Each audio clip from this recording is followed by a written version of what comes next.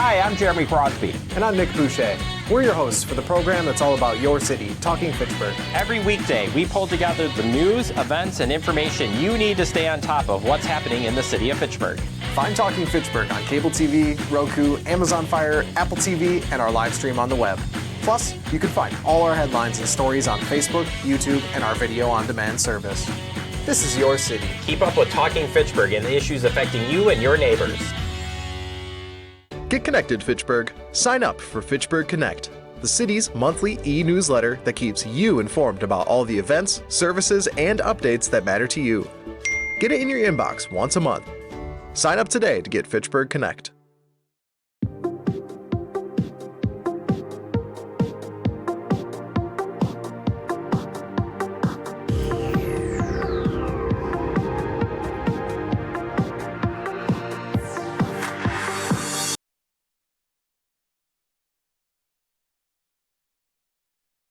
To the Fitchburg Common Council meeting for April 28, 2026. The first thing is to call to the order to the meeting.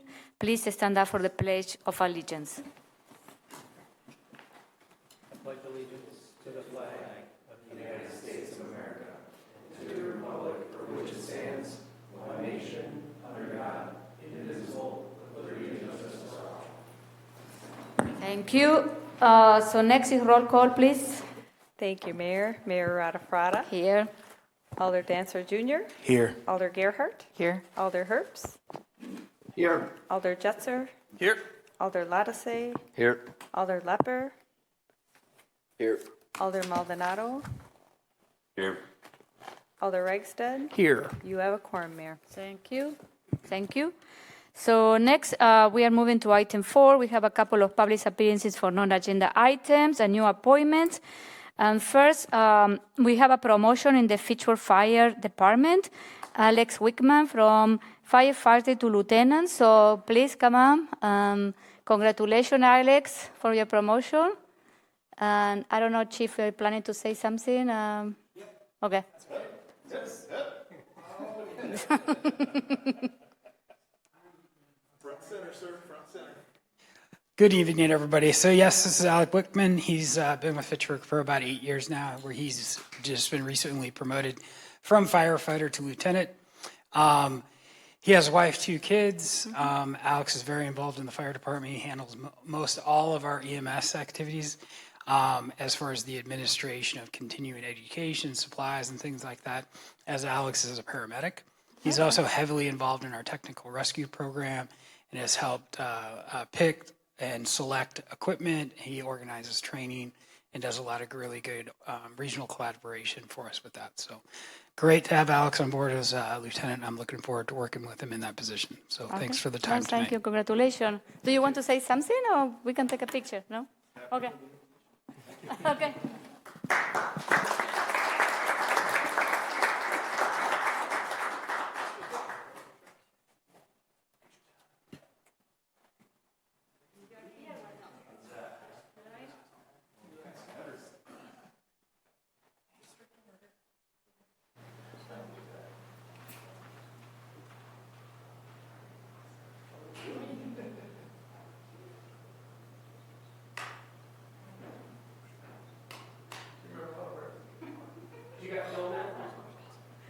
Good. The film has decided that it doesn't want to work. Okay, we can use the phone.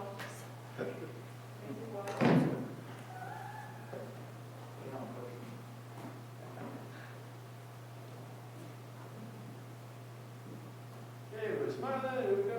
And 1, 2, 3, 4. Thank you.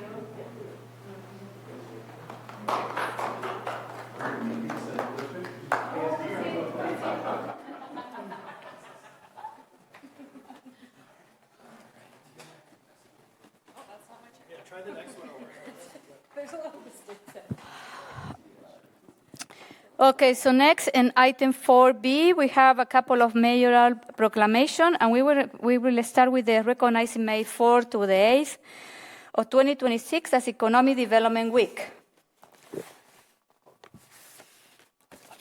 Whereas economic development professionals play a vital role in fostering opportunities that support long-term equitable growth and a strong local economy, and Whereas these professionals help cultivate thriving neighborhoods, support local businesses, promote sustainability and resiliency, and enhance the overall quality of life for residents in the city of Fitchburg. And whereas economic development efforts in Fitchburg reflect the community's unique blend of urban and rural character, strategic location near major institutions such as the University of Wisconsin-Madison, and commitment to thoughtful, balanced growth. And whereas economic development professionals collaborate with residents, business owners, developers, educators, and community partners to encourage job creation, investment, innovation, and infrastructure improvements throughout Fitchburg. And whereas the city of Fitchburg, with a current population of 36,197 and a tax base of $6.16 billion, continues to experience strong, sustainable growth that supports a vibrant local economy and high quality of life. And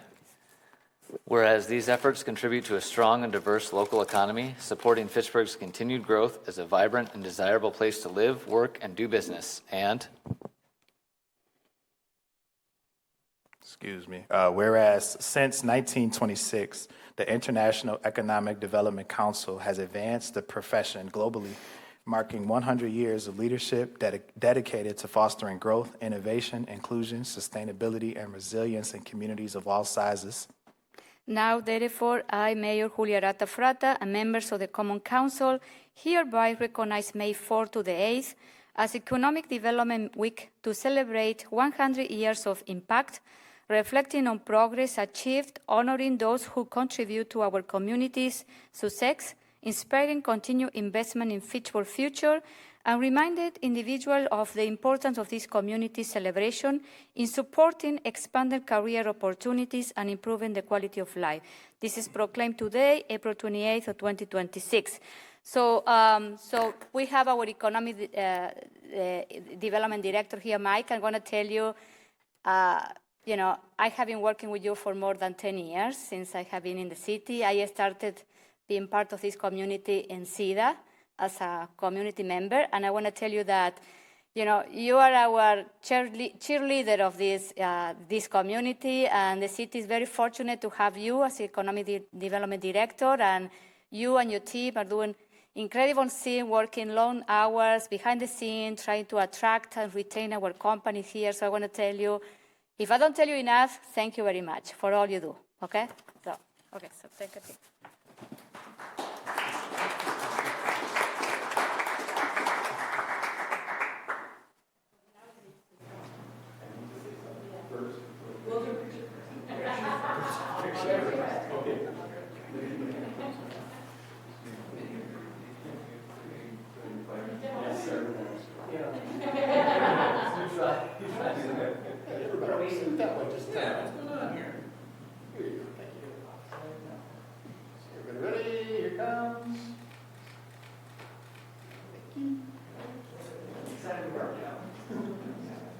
Thank you, Mayor Radafrada and the Common Council. We appreciate all your support. And Fitchburg is experiencing growth along all three of our north-south corridors as one of the fastest growing communities in the state of Wisconsin. And it's an honor to work for a community that values thoughtful growth, strong partnerships, and a high quality of life.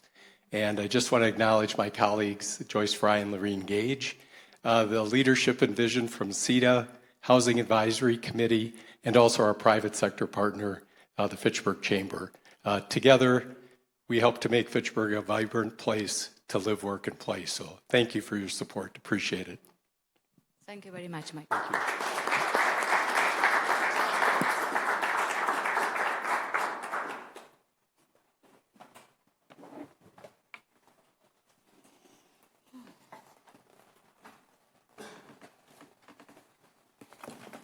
Okay, and the second proclamation is recognizing May 2026 as Fire Building Safety Month.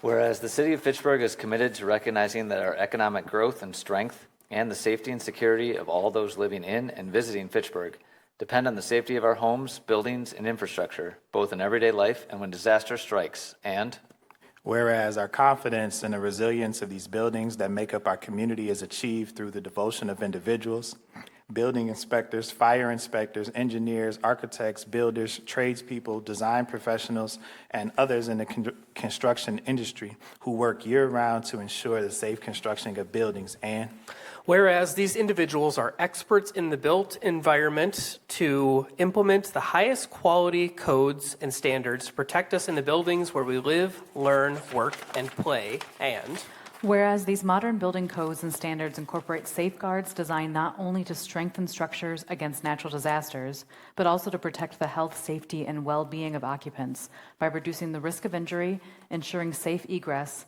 maintaining structural integrity, and promoting resilient, livable environments during and after such events. And whereas Building Safety Month is set forth to remind the public about the critical role of our community's largely unknown protectors of public safety, our building and fire inspectors, who assure us of safe, sustainable, and affordable buildings that are essential to our prosperity. And whereas Built to Last, the theme for Building Safety Month 2026, encourages us all to get involved and raise awareness about building safety on a personal, local, and global scale. And whereas each year, in observance of Building Safety Month, all those living in Fitchburg are asked to consider the commitment to improving building safety at home and in the community, and to acknowledge the essential service provided by building safety and fire prevention departments in protecting lives and property. So now, therefore, I, Julia Arata Frata, Mayor of the City of Fitchburg, along with the members of the Common Council, do hereby proclaim the month of May 2026 as a Building Safety Month throughout the city. And I urge all people of the City of Fitchburg to practice building safety and to support the many public safety activities and efforts of Fitchburg's building inspection and fire inspection personnel. So this is proclaimed today, April 28, 2026. We have a couple of people here from the fire department and the inspection department, so please come up.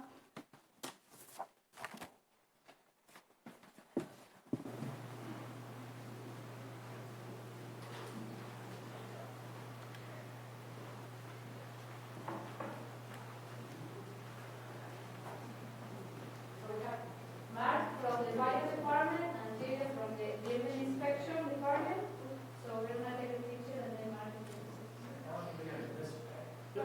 Everybody go that way. Everybody go that way.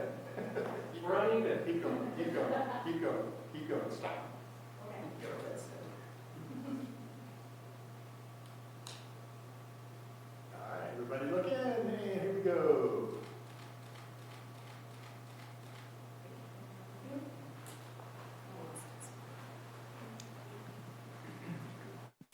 First of all, I'd like to thank the council for recognizing, and the mayor for recognizing Building Safety Month. A lot of people don't understand all the professionals that go into putting a safe building together, to include the architects, the designers, fire department, building inspections, of course. We do our very best to try and make sure that those buildings are safe for everybody who goes into them. So with that, we want to say thank you so very much for the proclamation, and May is Building Safety Month. You'll hear lots more about that. Thank you, Mark. Thank you, Jada. Thank you for coming. Thanks very much.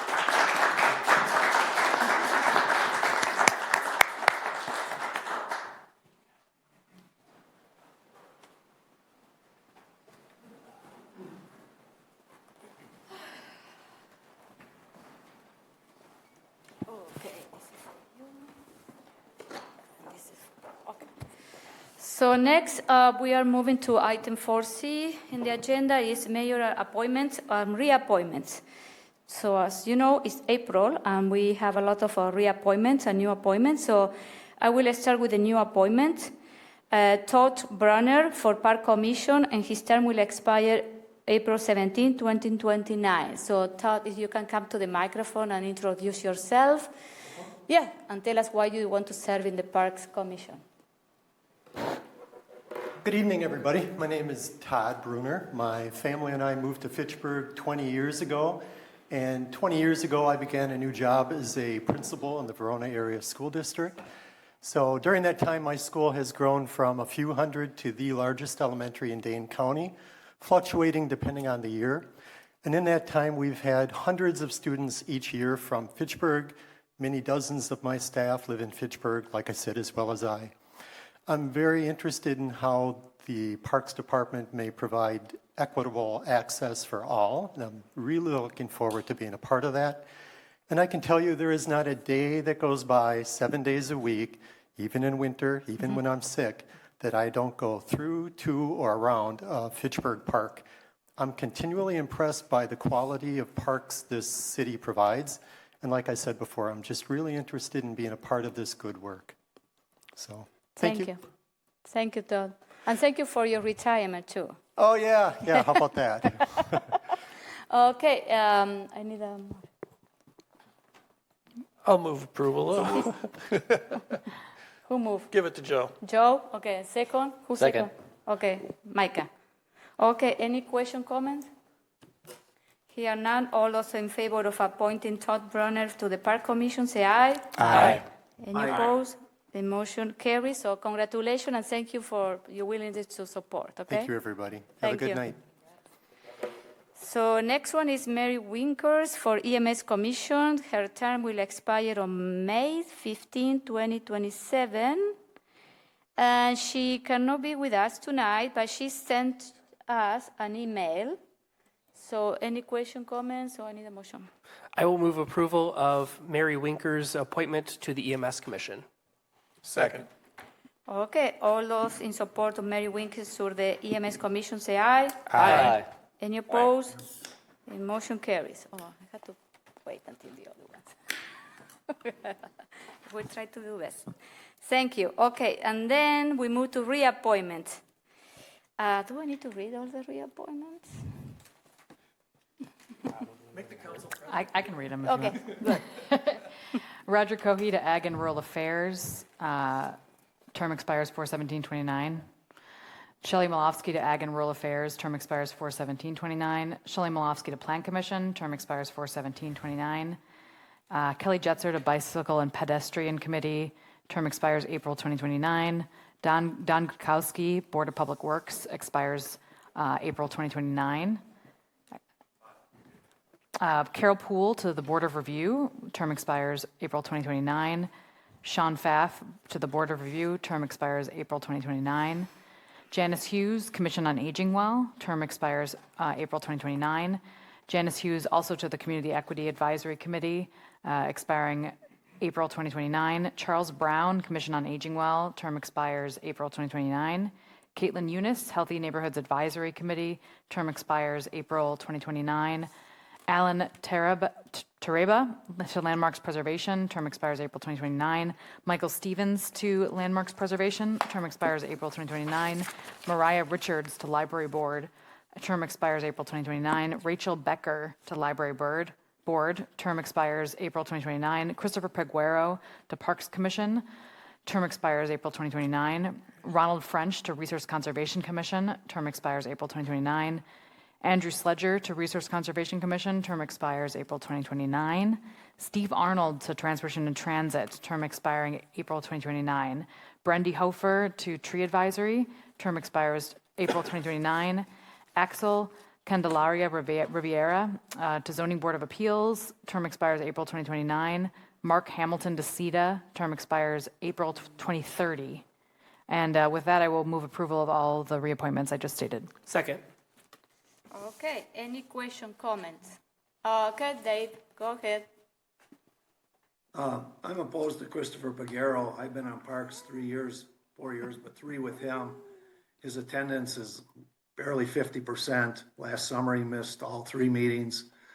He's contributed very little. The only thing he really did was push for the Hostahochi name. He hasn't helped us with any activities. In the world I live in, you show up, you're required to show up, and his attendance would not necessitate reappointment. That's I can't imagine a poor attendance record, and the times he's been there in person has almost been nil. So that speaks for itself. You can defend him all you want, but you have to show up, and he hasn't done that, and should not be reappointed when you have that poor record of attendance. Okay, so I want to mention that all the, you mentioned that he has a poor attendance. Some of the attendance is because he has conflict of interest, and the majority of them are excused. So I don't have any issue with that. So Excused. Why did he get on, Madam Mayor, if he has too many commitments?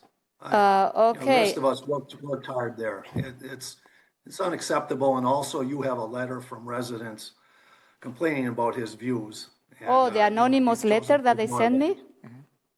The anonymous packet that you sent me? Okay. Okay, so that's it. Okay, we should move to, yeah. The motion on the floor is to approve the entire slate. Should we move forward with that, or? Was Dave wanted to pull him off? Do you want to pull it out, Dave? Yes, I do. Yes, I do. So the motion is to approve all of the reappointment except Christopher Peguero. All those in favor of reappointed, all of the 21, say aye. Aye. Any opposed? Aye. The motion carries. Okay. So next we have Christopher Peguero. I'll move approval of Christopher Peguero to the Parks Commission. Second. Second. Okay. Any comments or questions? Here none. Is the Parks Commission one that are there other people who would want to be on that seat that are not able to get it because he's holding it? Yes. I know of several. Anybody who's applied? I am not aware of people have not reached out to me for that to be on Parks Commission. I only received only one application so far. I know this at year. least 3 people. Huh? I know at least 3. I know Well, of they at should least 3 that submit would the like to be on. application, Dave. If they want to be in the commission. Okay. Any other question, comments? Okay, all those in favor of reappointed Chris Peguero to the Park Commission, say aye. Aye. Aye. Any opposed? Nay. Aye. So we have 2 nay? Okay. Motion carries. Jake, were you saying aye or were you saying nay? I was saying nay. Sorry. Okay, so we have 2 nay and 6 aye. The motion carries. Okay, thank you. So next we move to the consent agenda, please. I move approval. Second. Okay. Any question, comment about the consent agenda? Here none. All those in favor of the consent agenda say aye. Aye. Aye. Any opposed? The motion carries. Okay. So next we move to item 6 is administrator report. Good evening, everyone. Start off with some events of note or deadlines approaching. The first one is this Friday, May 1st. Applications are due for the first round of the Efficiency Navigator program. The library will be closed on May 6th for staff in service. May 13th at 8 a.m. is the next Fitchburg Chamber Fitchburg Focus event. That will be held at Blue Plate Catering, and the director of the Alliant Energy Center has been invited to attend to discuss the upcoming redevelopment of that property. May 14th at 6 p.m. In the Common Council chambers will be a public information meeting regarding the Belmar and Tower Hill neighborhoods utility improvement plan this summer. As a reminder to the Common Council, May 19th at 6 p.m. will be a special Common Council meeting to consider an amendment to TID 17. You should have received a calendar invitation last week to that meeting. Parks Department is still processing the applications for our community gardens. I will note that demand is exceeding capacity in the number of gardens. They're doing their best they can to honor as many applications, and they expect that they'll be through the process here in the coming days. Tree planting will begin very soon, and that's as a result of the approved resolution a meeting or two ago. We're anticipating that the tree planting for the spring will be completed next month.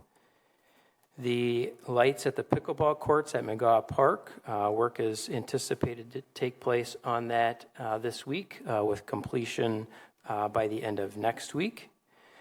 You may also note the police services facility across the street received the concrete floor spans, and those have begun to be installed, and we'll expect to see walls coming up out off of those spans very soon. I want to do a few thank yous for city staff, elected officials, and others. Earth Day and Arbor Day and the waterway cleanup events recently. Thank you to Anna and Ben, electeds, as well as community members who participated in that program.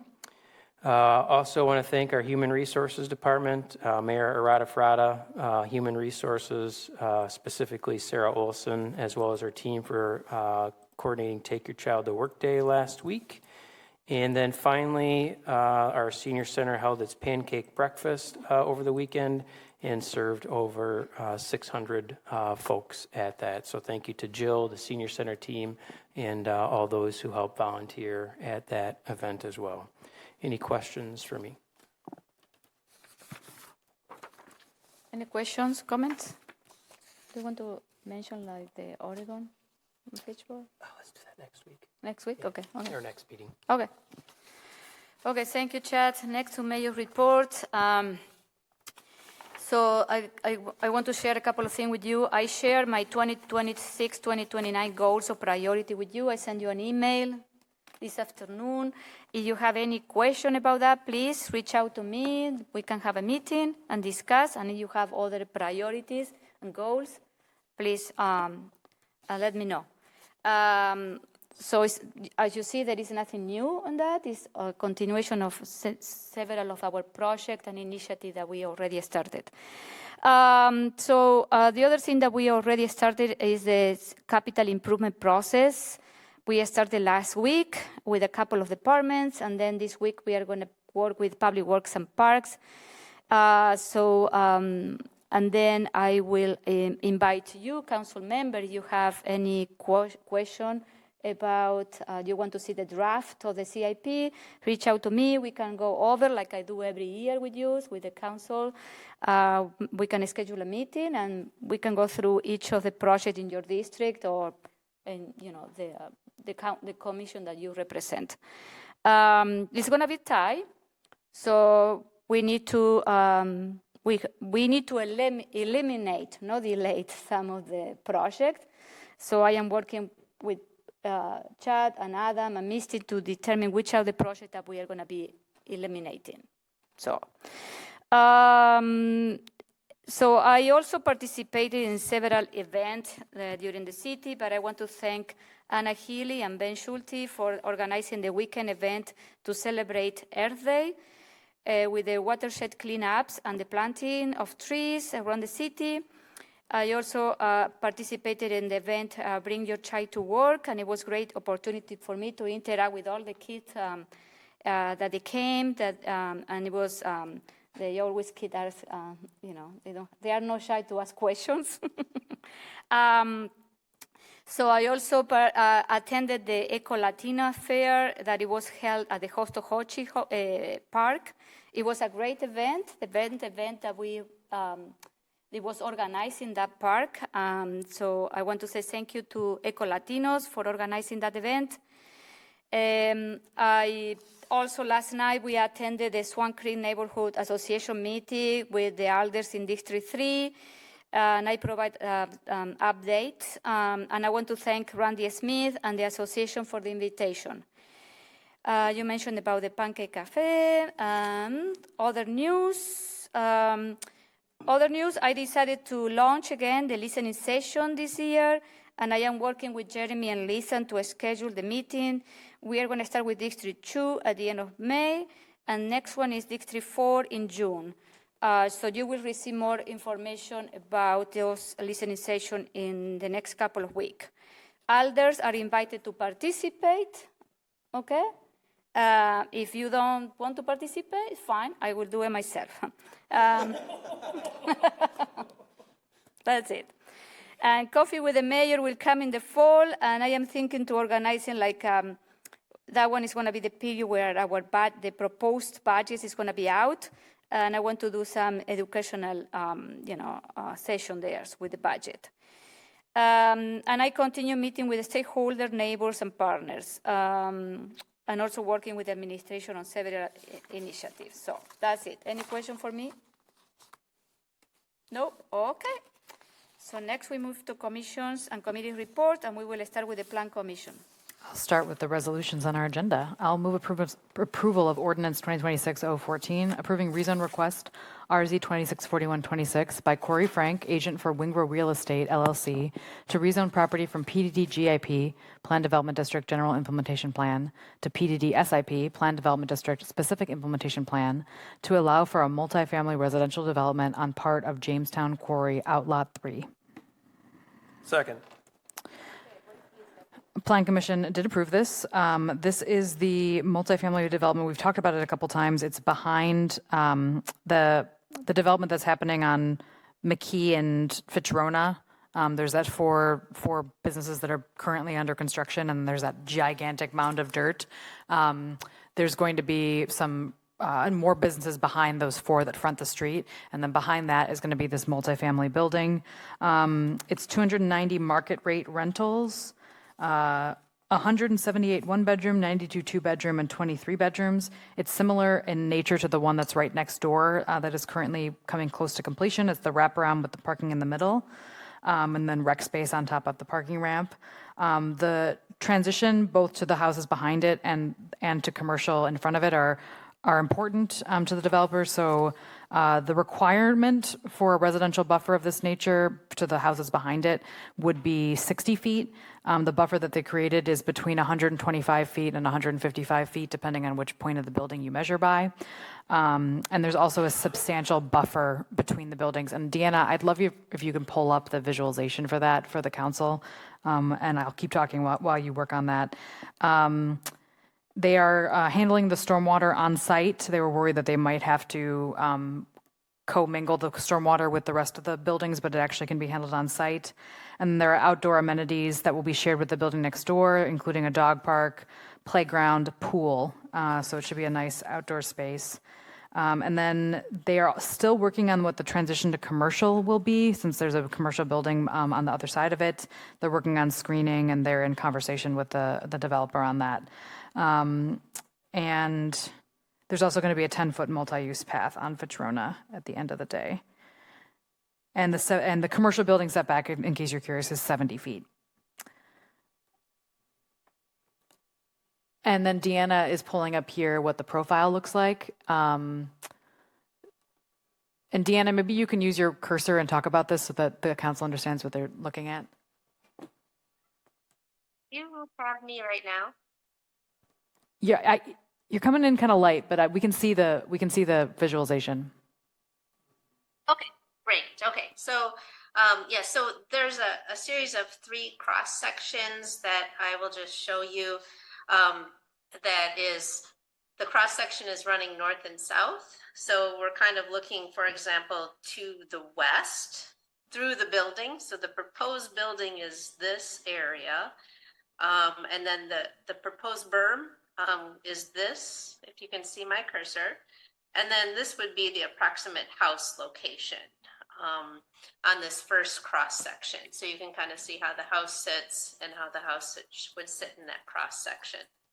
As we move to the east, the cross section changes a little bit. You can see the building, the proposed multifamily building, the cross section of the berm, and then the location of how that house sits in relation.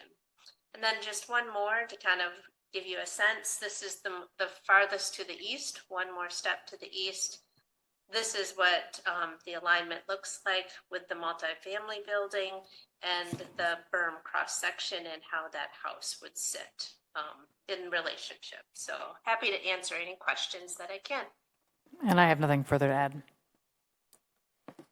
Okay, any question, comments? Oh, we have Corey Frank. He wishes to speak or answer question if needed. Corey, do you want to come and if you have anything additional to share with us? Corey Frank with CF Real Estate. I think Deanna and Gabriella did a great job at giving a rundown of the project. One additional item to note would be the site plan you see isn't anything new by any means. Very, very similar to what you've seen for the minor comp plan amendment, the CDP, and the GIP. Now with the SIP, we ended up with a very similar location for the footprint of the building. We've now further defined the grading, stormwater, outdoor amenity aspects, as well as the north setback and the berm, which of course we ended up with substantially more than the minimum, making sure we were giving as big of a buffer as absolutely possible between our property and the lot line to the north. And here to answer any questions if anyone has any. Thank you. Questions, comment? Bill, go ahead. Yeah, I was reading through the pack. It looks like you got 1.55 parking stalls per unit. Yep. So to kind of elaborate on that, no street parking is allowed on Fitchburg Road. So we wanted to be absolutely sure that there wasn't going to be any overflow causing traffic issues and maintaining some parking for guests. It looks like Deanna's pulling up the site plan. So there's approximately 450 parking stalls in total. 400 of them are within the building in a 4-story parking structure. So we have less than 50 surface parking stalls, which is unheard of for a multifamily building, especially given the ample parking that we're providing for tenants. So in terms of total impervious space, although we're providing more parking options than majority of properties these days, where the benefits are no need for any street parking, and the overall impervious surface of the building, the impervious surface ratio on a per unit basis is substantially less than a building that would otherwise have massive surface parking lots due to the 4-story internal parking ramp, which isn't visible from the street. I'll just note that this is right on the D line, and it's a short walk to McKee Road, where the 75 will eventually be all day, but it's currently commuter hours. Yep. And across, across PD is the biggest retail area in the city. Yep. We have several other properties in Fitchburg and surrounding areas, and we've done our own assessments of parking needs for this type of building product. We do have more 2- and 3-bedroom units than a lot of apartments, and because of that, our average parking ratio in our occupied buildings runs anywhere between 1.45 and 1.55 stalls per unit. So we wanted to make sure we were on the higher end to make sure there'd be no street parking needed. Are you planning on putting in a B-cycle station? We have plenty of bicycle parking. Something like that would kind of be dependent upon demand from the tenants. Something that'd be a possibility, but we would need to see the demand from tenants first. Okay. I guess I'll point out that a 6-dock station with 3 bikes costs about as much as a single structured parking stall, just for reference for the city or anybody watching. Are you taking advantage of the relatively recent PSC ruling on individual metering to put in, for instance, shared solar and or water heating or HVAC? Yep. So the building is much like a lot of our other buildings. Joint water heaters and softener for the building. So one water meter for efficiency. But in terms of overall energy efficiency, for heating and cooling, the building utilizes a ductless mini split system, which is basically a heat pump type setup. And each unit has their own electric meter. There's no gas utilized within the units.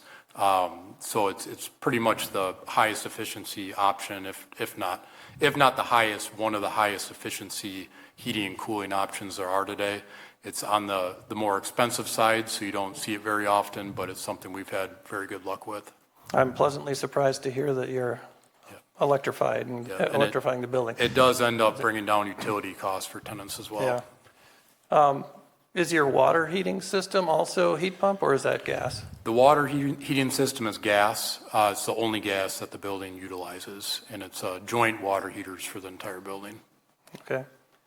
And are you planning on exceeding code minimum in terms of energy efficiency in your building? Yeah, I mean, code minimum is fairly easy to achieve these days. A little bit harder since last October.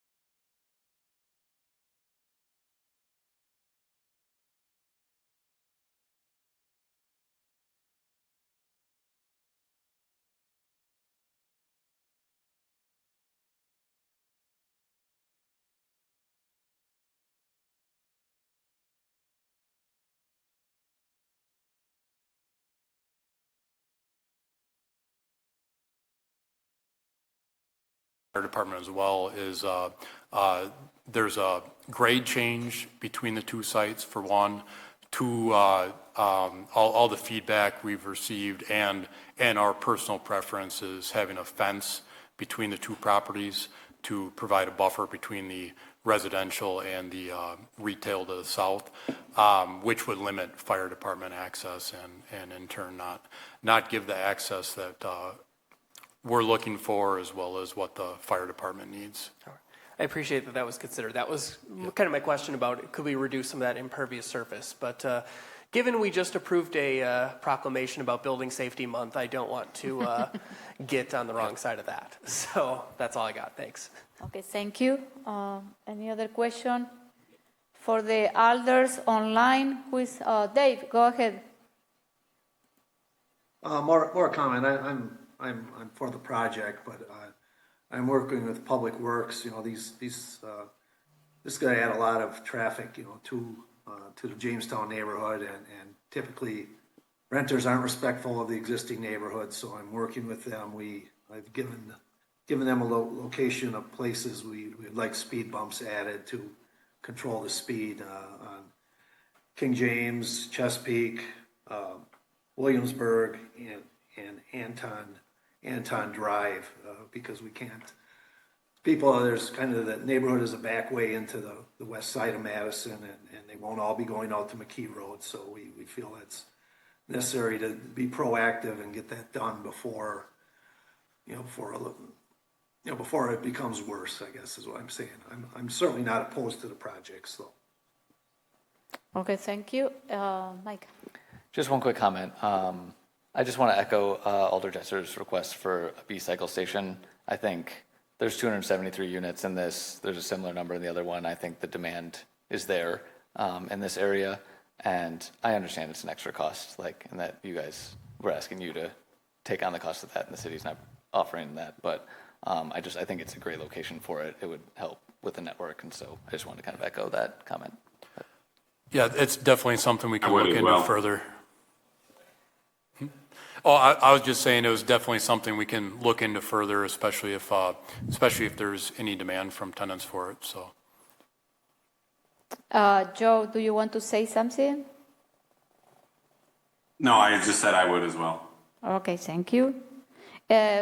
Corey, can you explain a little bit more about the stormwater that you're going to share with the other building? oh, yeah. So we ended up not doing any shared stormwater facilities. Okay. So this is a very, very tricky site to work with due to the grade changes and among a few other things. But initially, we were looking into potentially sharing stormwater facilities with the future retail to the south. Okay. We felt it was best to try to keep, for simplicity's sake, keep stormwater within this site. And we were able to, although it was difficult, we were able to accomplish that with storm facilities solely within the lot lines of this site. And in this particular development, all stormwater has to be kept on site. Okay, thank you. Okay, go ahead. Just a final comment. You bring a really nice product to Fitchburg. I'm really excited to see the first building finish, and I hope we get an invite to the ribbon cutting because I'd love to see what it looks like. But I appreciate you working on this really difficult site because I know it's presented a ton of challenges. But I think the original plan when I saw it didn't include housing in that big plot, and now it does. And we really can use the additional housing, and it is on bus transit, which is a big deal for us. So thank you. Yep, thank you. Okay, any other question? Logan. I just want to add very quickly for the good of the order, the nearest B-cycle stations, there's none in that area, would be backed by Limestone Ridge or all the way up to Hegel Jamestown Park or over by the old Quick Trip at Anton and Williamsburg. So it is an area that is underserved by B-cycle for sure. Okay. Anything else? Here none. All those in favor of ordinance? No, what is? Yeah. Yes. Ordinance 2026-014, say aye. Aye. Aye. Any opposed? The motion carry. Okay, thank you, Corey. I'll move approval of Resolution R10626, approving certified survey map request CS 264026 by JSD Professional Services, agent for Grace Hospice Care Holdings, Inc., to join two lots into one lot at 5395 East Sherrill Parkway along East Sherrill Parkway and Fahey Glen. Okay. Second. Did Plan Commission approve? Plan Commission did approve. Okay, what is this? This one and the next one are for the overall project. The impetus for it is the Dementia Village at a Grace, although this specifically does not deal with the Dementia Village. And I'll just kind of talk about the project generally. They have split into two phases. Phase one is to reconfigure the current facility, which involves building wings off the back of the building in order to accommodate hospice beds. Phase two will include demo of some of the current building and then building out the Dementia Village and the apartments for nursing staff. So this is just phase one. It's mostly just a construction. They're going from 50 hospice beds total down to 28 hospice beds at the end of this entire project. They'll start phase one. The plan is to start in May, so just next month, with plan to complete in the fall. And then they want to start phase two in the fall, potentially in the fall of 2026 to finish in 2027, but more approvals would have to happen before that point. Very similar in style and materials to what you currently see at the Grace building now. They will have to remove 20 trees in phase one. They anticipate removing 66 trees in phase two. Some of the larger trees on the edge of the property will be able to be saved, but they are working on a tree protection plan, and we're going to share more with the Plan Commission in future. And then I did ask about the reduction of beds and if that's going to be an issue for the supply of hospice beds in the region. They said 28 hospice beds aligns with the demand and also what they're able to staff. So it's a good fit for the organization going forward. And yes, so this certified survey map passed, the rezone passed, which we'll talk about next, and then the ADR also passed. Okay, thank you. We have a couple of people online that represent this project. Jesse Pfluger from Grace Hospice Care, Aaron Clark from Community Living Solution, and Ben Menekir from JP Cullen. So they can answer some questions. Okay, so anything else that, Diana, do you want to add anything else to this project? No, that's all for me. I'm just here for questions. Okay, thank you. Okay, any question, comment from you guys? Bill? Okay. Just this whole Dementia Village idea is pretty cool. First one in the U.S., right? I'm eager to see this thing play out and see how it works. Okay, thank you. Any other comments? Or here none. All those in favor of resolution R-10626 say aye. Aye. Aye. Any opposed? The motion carries.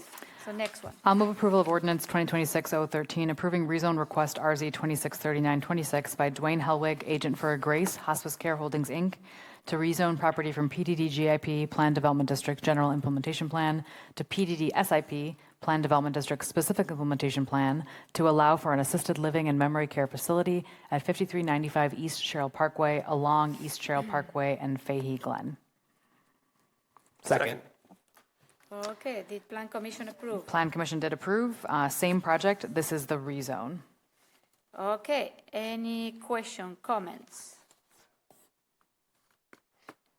No? Okay, all those in favor of ordinance 2026-013 say aye. Aye. Aye. Any opposed? The motion carried. Okay, thank you. I'll move approval of resolution R-10726, approving final plat request FP 263726 by JSD Professional Services, agent for Fitchburg Lands LLC, and the Hills of Cortland Ridge to approve a final plat to allow the Reef subdivision of 5 lots, including 2 buildable lots in the Terra Vesa neighborhood, as amended by Plan Commission. Thank you. Second. Thank you. Can you explain what it was amended in Plan Commission? I'm trying to remember that as we speak. I forgot my stuff. I've got it here. Thank you. According to the referral sheet, Plan Commission added condition number 15, which states provide recorded public utility releases for the outlot 16 public utility easement. Oh, yeah, I think it was just a missing condition that we added. Okay. So this is actually for the Cesta Senior Residential Development in the Terra Vesa neighborhood. This is actually we actually approved something similar, but it needs renewal because it took a little bit longer. They are planning to break ground in fall of this year.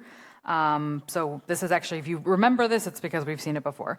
It's the Cesta development. It's a Luminous project. It's 124 senior independent living, 3 guest suites, 40 assisted living, and 12 memory care buildings. They have a ton of amenities, including underground parking, a bistro cafe, gardens, library, art studio, salon, movie theater, and fitness center.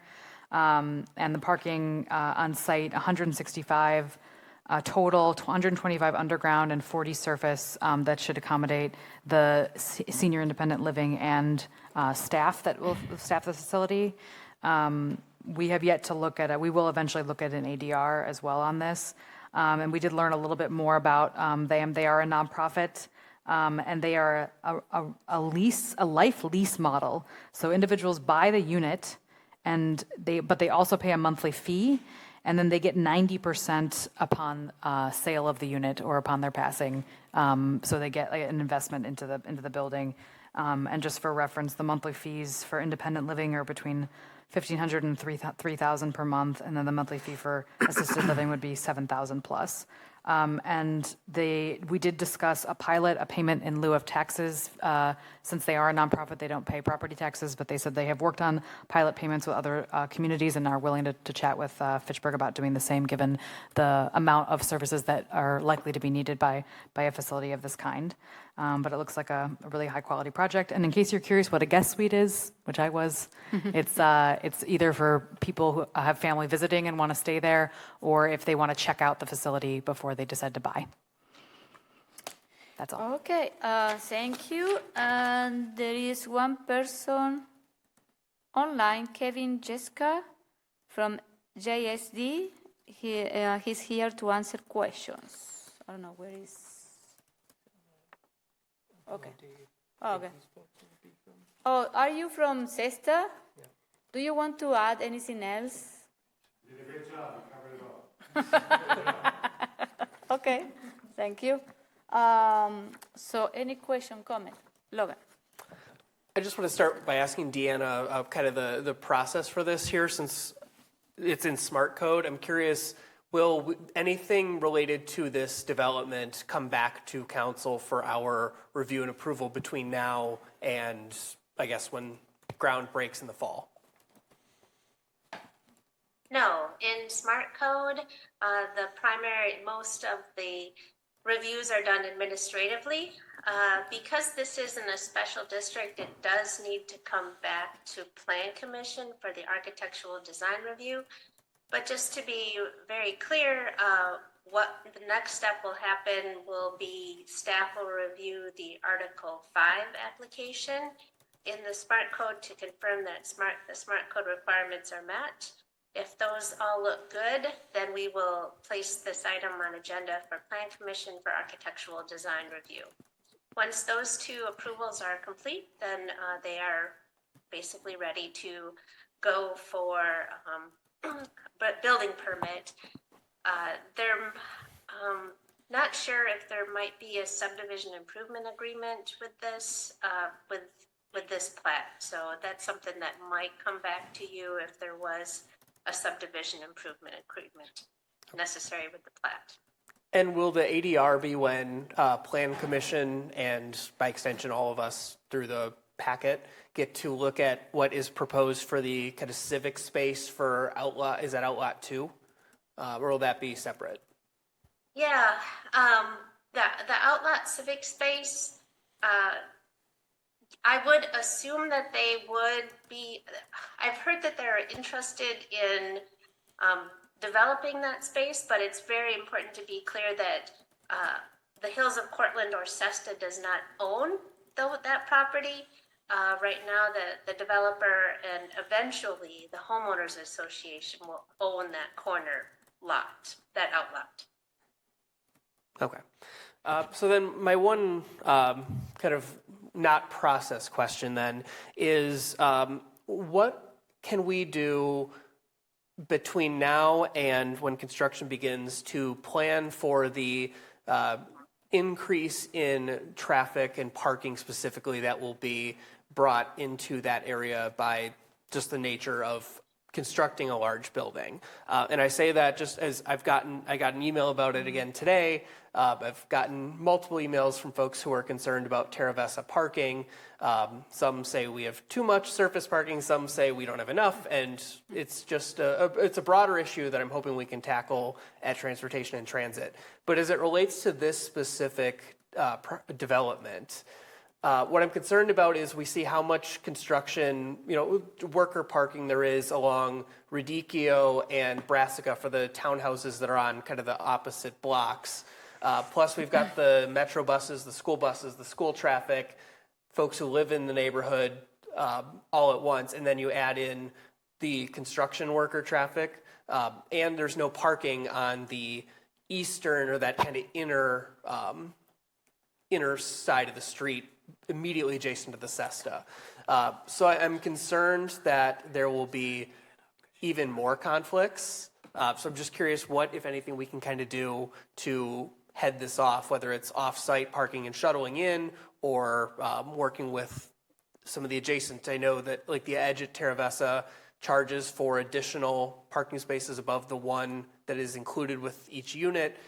Would they be willing to waive that fee during construction of the SESTA because of the conflicts that could exist? I'm hoping to kind of get this on the radar now so that 6 months or a year from now, we're not dealing with parking Mageddon. 100% agree. I think there's two pieces there. I think the first piece is during construction, and myself and Public Works and the developer will have to work together on the construction, on dealing with worker parking, but also timing of deliveries and larger equipment and larger deliveries is also going to be very crucial. So that is something that's on my radar. Thanks for bringing that up. We will work towards that as we move through the Article 3 review and the ADR. So that is definitely on our radar. As in terms of longer term parking after it's built, you know, I think the idea of course, Smart Code doesn't have any parking requirements, and I'm not sure about the ability to waive the parking fees in the edge, but it's certainly something we could check into. Thanks. I just wanted to clarify my main concern, I think, is during construction. I'm less concerned, given the intended clientele and residents of this type of a development, that there will be just millions of cars all over the place. I'm thinking more specifically during construction itself. Yeah. So, thank you. Yeah. Okay, thank you. Any other question? Bill? This sounds like a pretty cool project. Tell me about the amenities. Are those strictly for the residents of the CESTA, or is that going to be open to the public as well? Can you introduce yourself too?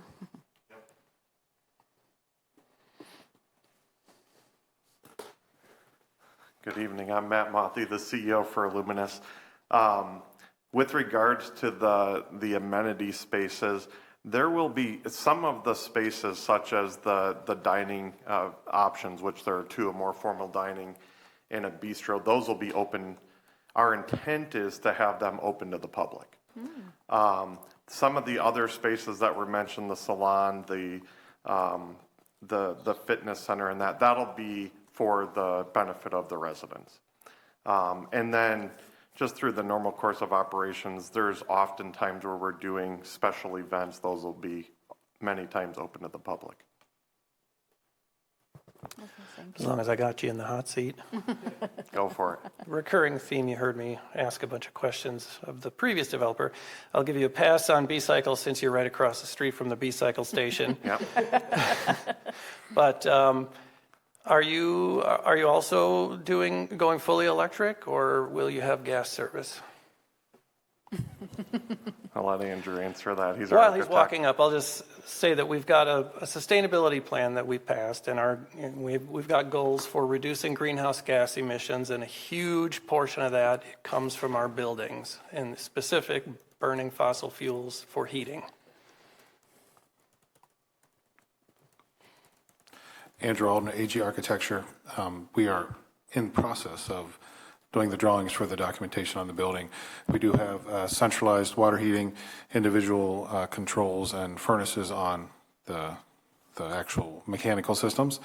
And there's a lot that goes on within the walls that people don't see. From a sustainability point of view, we don't have solar panels on the roof, but high R values for insulation and good windows, and all that is being developed.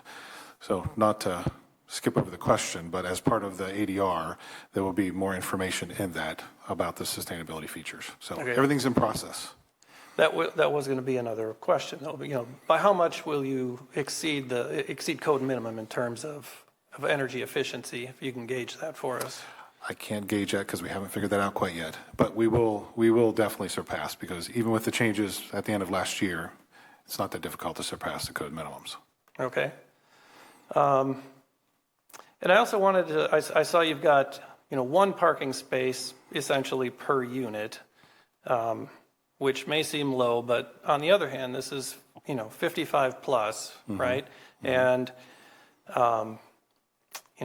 the Terra Vista website has been advertising for at least 7 years that they want to have a car share set up. Does anybody know the state of that program? Because I feel like, even one parking space per independent living unit might be high, or, ought to be high. Because not everybody's going to need their car at the same time. You could, realistically, if we had 1/3 that many cars available for people, that would probably cover it. So whose cage do we rattle about that? Because it just seems like it's been out there for quite some time, and there's, 2,000, 3,000 residents of Terra Vista currently, and that car share system has yet to materialize. No clue about that. I don't know as though you can assign ownership to anyone. I think perhaps the best available option could eventually be the homeowners association to take the lead on coordinating that, but I don't know as though we could require any one entity to take the lead on that, and that's certainly not something that the city normally engages in as far as coordinating that and staffing it and so forth. Yeah. Well, I mean, you've got 120 whatever spaces of structured in underground parking, which is an enormous expense. If that car share system were in place, you could save a bundle of money. So, and I don't know.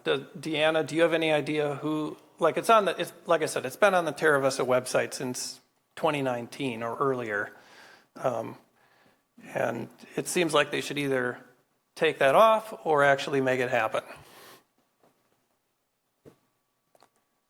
I don't have any specific information. I think it's something that maybe we could reach out to the developer to see if there has been any plans that have moved forward, but I don't have any information at this point. Okay. And I don't know if that's something that you've considered for your own development here, because I mean, with that many residents, it should be doable, I would think. And I don't know what the economics are, but I mean, underground parking has got to be running you $30K plus per stall. Yeah, we have not considered it. This is the first time hearing of it. So we base it off of the market studies and the demand that we do to make sure that we're providing a product that people want to buy. And so it's pretty typical for us in senior living to have one unit, or kind of gold standard is one parking stall per one unit. Okay, any other question, comments? No? For the online people, any questions, comments? No? Okay. Here none. All those in favor of resolution R-10726 say aye. Aye. Aye. Any opposed? The motion carried. Okay, thank you. Thank you for coming. Okay. And so last next resolution, I'm sorry to pull it up. I'll move approval of ordinance 2026-012, approving rezone request RZ 263826 by Barry Preneur, agent for Ragtag Ventures, Inc., to rezone property from PDD GIP, Plan Development District General Implementation Plan, to PDD SIP, Plan Development District Specific Implementation Plan, to allow for a mixed-use multifamily and commercial development on property associated with 2932 Fish Hatchery Road. Second. Plan Commission did pass this. This is the Bowman Plaza project on North Fish Hatchery Road. This is part of the North Fish Hatchery Road division. It is 5 residential floors over 2 floors of parking with a commercial tenant. The commercial space is 11,700 square feet. It's a 278-unit building, 16 studio apartments, 191 bedroom, 58 2-bedroom, and 14 3-bedroom. 6 stories are above grade. Traffic will go to the light at Fish Hatchery and Ochala, shared with the church next door.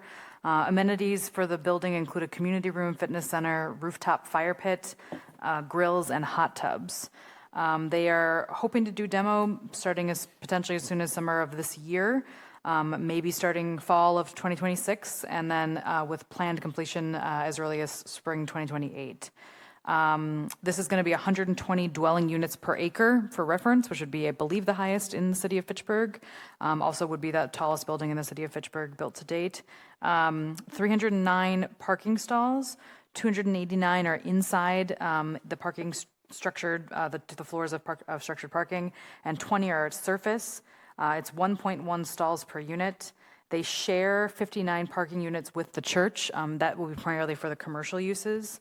The bike parking is 0.5 per bed, so 210 covered bike parking and 20 surface parking, including 4 for the commercial space. And that's all I have to share. Thank you. So we have Nate Hoyt, who he's here to answer question. I don't know, Nate, you want to? So I might as well come on up. The real question is whether you've memorized the list of questions I'm going to ask you. Yes, no, we don't. Yes, we will. So I guess I will just go ahead and start. Let's start with energy efficiency and you know, by how much are you going to beat code? I'll give the same answer everybody else does, which is that we know we will beat the code. We do the focus on energy stuff. We get a rebate every time, so we know we're exceeding it. We don't actually measure sort of between to figure out sort of, you know, by how much it actually sort of improves, but we do have a process of kind of engaging on the energy efficiency of each building as we've gone along. We have added solar as a regular thing. Juniper was the first building that had solar. Rowan's got solar. We're certainly planning it for Bowman Plaza as well. And we did participate in the Zoom sort of webinar about the new public utility stuff, and we are investigating it, but it's unlikely that we're going to be able to implement anything at Bowman Plaza, just given a timeline to construction. Okay. And are you fully electrified with heating and cooling? We are not. We are still on gas for the HVAC systems. But you're going to put in a B-cycle station. We probably aren't. There's not really enough space at the front of the building while still having that presentation of the commercial space kind of right on Fish Hatchery Road. We have 20 spaces for bikes on the south side, and we're trying to preserve the kind of patio in front of the commercial space in the northeast corner. So, you know, maybe if there was a relaxation of that utility easement at the front, we'd be happy to put in a B-cycle station, but at the moment, there's actually not the space at the front of the building to do it. So we should talk to the church next door, maybe. If I recall correctly, isn't there one across the street at UW Credit Union? There's one at Hostahochee. There's one at Hostahochee. I was thinking that UW Credit Union also sponsored one. I'm not positive. I don't think there is, but I think Logan is looking it up as we speak. Double check the map. Once a journalist, always a journalist, right? I see one at Hostahochee and one at Hatchery Hills Park. Right. Is the only two in the Fish Hatch corridor that are immediately near this site. Bill, I will commit to reaching out to Pastor Dave and figuring out whether there's a spot on their site that would suit. Thank you for that. And then I guess the last question, it's my understanding that, you know, the parcel next door to the church is like 3 acres or something, and it's mostly open green space right now, and that's going to be pretty much completely paved over. Is that you or is that them? It is us doing it for them as a condition of having an access easement over the church property to achieve access to the Ochala Drive intersection, which was a condition imposed by the city in early conversations with them. Okay. And did you discuss the possibility of using permeable pavers there rather than asphalt? We did not. Okay. It would likely cost more than asphalt, but I don't know whether it would cost more than asphalt plus whatever underground stormwater facilities you're going to have to put in to manage the stormwater. And I guess I'm hoping maybe it's not too late for a discussion to occur. I think they've already started ordering materials for a June installation of the parking lot, so I suspect it is too late.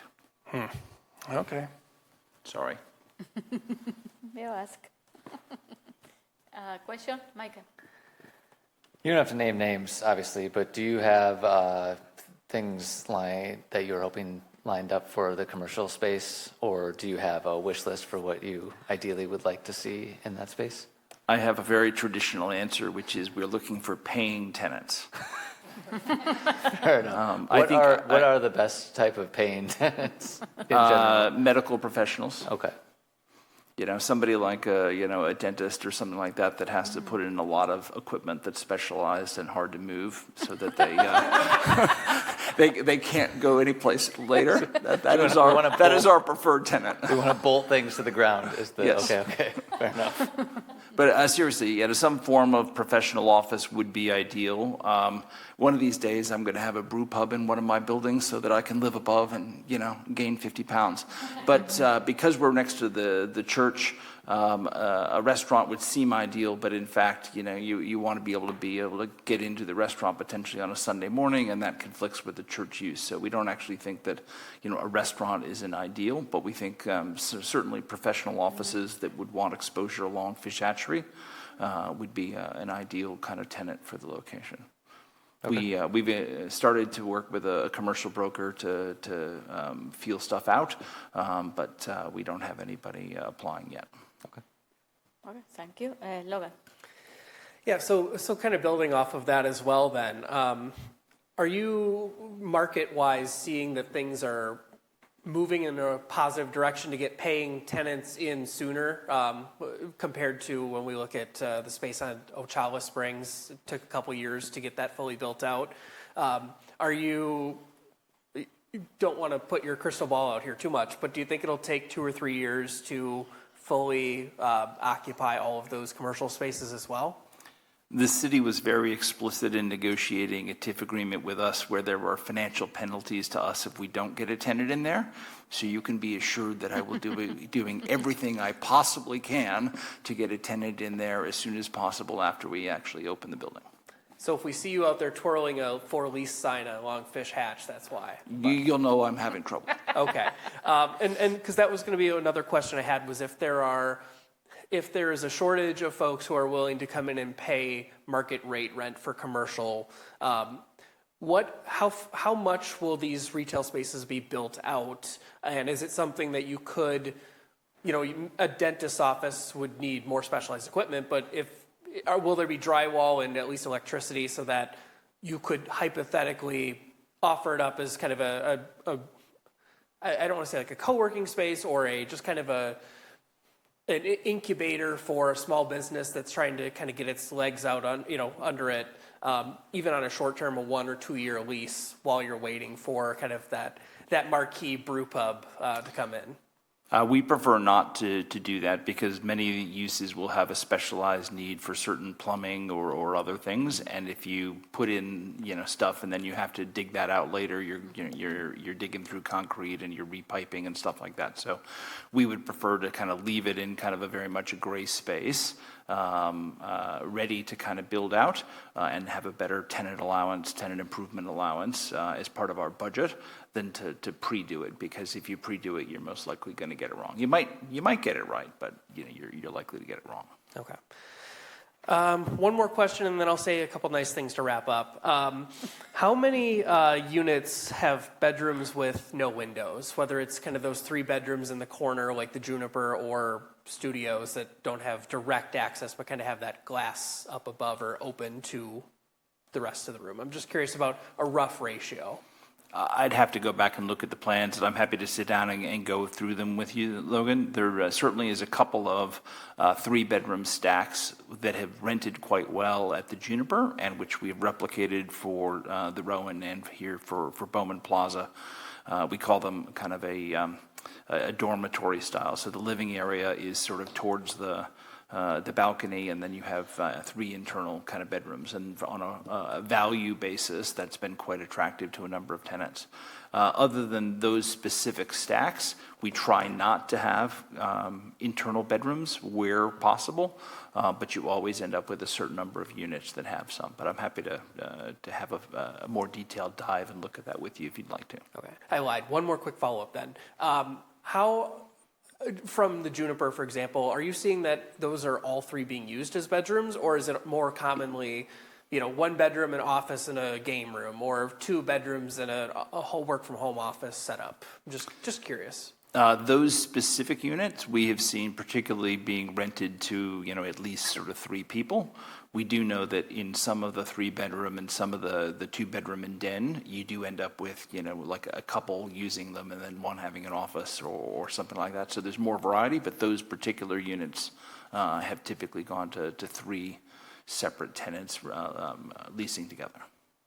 Okay. Now to my nice comments to wrap up. I really, really, really appreciate the shared parking with the church. Nothing drives me crazier than when I think about the tax revenue we could be bringing in when we sit and look at Super Target's empty parking lot for 360 days a year. So to not see a church parking lot sit empty for 50, whatever, I'm not good at math. Anyway, you know what I'm saying. To not see that parking lot sit empty for most of the year is significant, and I hope will go a long way toward easing any concerns folks in the community have about the lower parking ratio here, even being on the bus rapid transit line as well. So I think that was a really key requirement to get this going, and I'm glad it came to fruition the way it did, even if it's not permeable pavers. But I think on the whole, it's a very good benefit to the community. And I'll spit out my last one and then I'll shut up. Just on that one, if you don't mind, just simply because we acknowledge Mike Zimmerman and the economic development team, it was Mike's urging 5 years ago that sent me to the church to have an initial conversation with them. And it's, his pestering to be sure that something happened there in cooperation that actually resulted in that. So if we're acknowledging kind of him and the economic development team, he is a key driver that got us to this solution. And I'd like to recognize that contribution if you're recognizing the result. Thank you. And I also just appreciate some of the architectural interest that went into this, that we hear so many ugly buildings, it's all the same, it's copy paste. This one clearly, given the prominence of it on the hill and kind of being at an angle off Fish Hatchery, there was clearly a lot of thought that went into how this will appear from all the different angles. And there was some creativity and some different types of materials than we're used to seeing in most other apartment buildings of this, I can't say of this size, but just generally of this era. So I really appreciated that too, that if the goal is to have this broad vision for Fish Hatchery Road, I appreciate that you've kind of wanted to, make it the best vision, which obviously has financial benefits for you as well. So, we look forward to showing you all through when it's actually built and you can see the design in person. Yes, I am looking forward. Any other question, comment? That's it. I'll just say one more thing. Yeah. One more nice thing like Logan did. Thank you for pushing us towards the higher density. I very much appreciate the current PR that we're about to set for dwelling units per acre as well as for building height. And I hope that record doesn't stand long. Okay. For the people, the elders online, do you want to add anything? Any question, comments? No? Okay, so... No. Logan, your impersonation made my daughter laugh.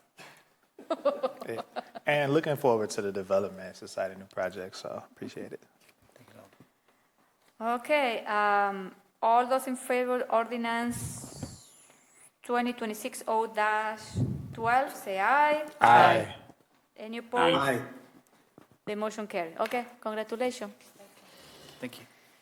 Okay. And a couple small updates. Okay. We passed an architectural design review for the Seminole Pool. They are doing a smaller scale redevelopment of just the pools, which is a little smaller in scale than they originally talked about. But that is going to move forward. And then the staff report shared that they did interviews for the comp plan and the zoning code. They did select one firm to do both projects. They have not yet announced that because they're still working on contract negotiations, but hopefully by in May, we'll have a final answer for you on who is doing potentially both of those projects. For what? What are you talking? Comp plan and zoning code update. Oh, okay. And that's all. Okay. Thank you. Okay, so next we move to the Board of Public Works. Yes, I will move approval of Resolution R7526, granting an underground electric easement on 4974 Lacey Road, Water Tower D, to Madison Gas and Electric. Second. Board of Public Works approved. Plan approved. Okay, what is this? We have a fancy new water tower, and it actually requires a little bit of electricity to run. So we are going to grant MG&E an easement. It's an underground easement, but they also have access to above ground for that as well, so they can put up pedestals or run lines here and there. Okay. Any question, comment? Here none. All those in favor of resolution R-7526, say aye. Aye. What do you think? Aye. Any opposed? The motion carries. Next one. I'll move approval of Resolution R 8426, releasing a public utility easement on Outlot 40 in Terra Vesa. Second. Board of Public Works approved. Plan approved. Okay, what is this? This was underground utility easement. It was there, I think, maybe during construction. It's no longer necessary. It runs basically underneath the width of Lacey Road, and it was recorded in the plat. We need to unrecord it. Okay, any question, comments? Here none. All those in favor of resolution R-8426, say aye. Aye. Aye. Any opposed? The motion carries. Thank you. Next one. I move approval of Resolution R 8826, approving contract amendment number 3 for Fitrona Road Engineering Services Agreement. Second. Board of Public Works approved. Finance approved. Okay, what is this? This is our Fitrona Road project. We have run into some additional meetings and design works, partly due to property acquisition woes. For instance, we can't use eminent domain to acquire land and then put pedestrian or bicycle facilities on there, so we needed to do a little bit of rework with the design. Additional project meetings with utilities work as well. And we're breaking this up into 2 phases. We have yet to let any of this project out for bid. So this year will be phase 1 from Nesbitt Road on the north down to Quarry Vista Drive on the south. And we'll be doing construction on that hopefully during summer break so that we don't have to worry about school buses having problems getting through there. And then next year we'll be doing phase 2, which will be Quarry Vista Drive on the north down to Tonto Drive on the south. Okay, any question, comments? So the amendment is for what? For more money? Yes. It's for $48,000, almost $49,000? Correct. And that'll bring the new total up to about $585,000, which is, that will still represent just over 10% of the entire construction cost, which is in the reasonable range. Okay. Any other question, comment?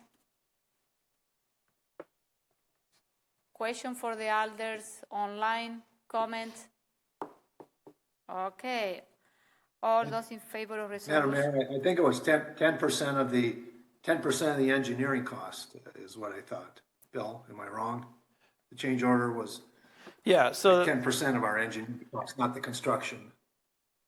Well, the change order itself is for just under $49,000, which is ballpark 10% of what the design was. But the total design cost is also 10% of the construction cost. Okay. Okay, thank you. Okay. All those in favor of resolution R-8826, say aye. Aye. Aye. Any opposed? The motion carries. Next one. I move approval of Resolution R 9326, authorizing acceptance of the police storage building re-roof and gutter replacement bid. Second. Board of Public Works approved. Finance approved. This is the police storage building down by the recycling drop-off site. We're going to leave the existing roof on there. We're going to lay down 1.5 inches of foam and then put a elastomer rubber roof on top of there. We won't have to open the roof and expose any of the contents within, any of the evidence that's stored in there to the weather.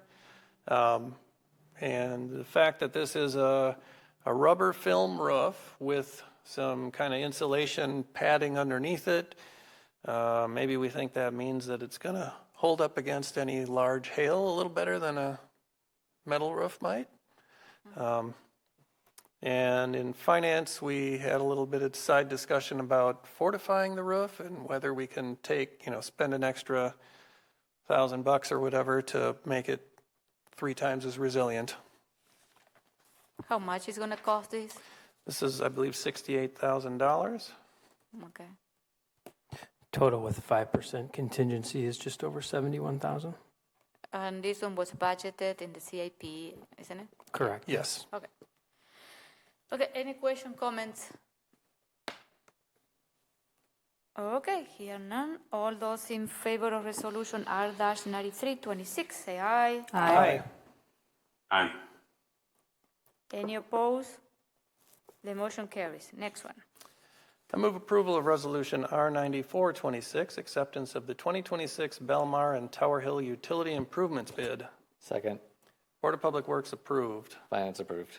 Okay, what is this? This is stormwater and water mains on Crescent Road in Belmar and in the Tower Hill area.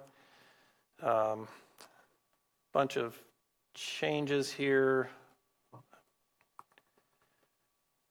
So we removed Aztec Drive due to budget, and total, so we had two bids. The low bid was $2.45 million, essentially, Speedway Sand and Gravel. Staff is recommending to award the bid, or award the project, and include an alternate bid that was mandatory for the bidders, which is the Tower E bulk fill station, which is about $36,000, and then removing Aztec Trail, which is a reduction of $292,000 from the base bid. And then we included a contingency amount for about $130K, and the grand total comes out to $2.3 million. But this is also include road reconstruction too? We are we're taking advantage of the resurfacing that's going on. So we'll do the utility work, and once it's done, then we can come through and do the resurfacing. Tim, can you clarify? I think that the resurfacing is part of the resurfacing bid, correct? And that this particular resolution is just strictly for the utility improvements? Yeah, but I want to understand what is that $2.3 million is about.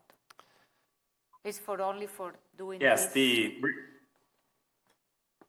resurfacing will be covered by our 2026 resurfacing project for the Tower Hill neighborhood, and then the Belmar neighborhood resurfacing would be covered by the ARPA project from last year. And then the 2.3 million is all the utility work. So in the Belmar neighborhood, we have stormwater and water that we're replacing, and then Tower Hill strictly water.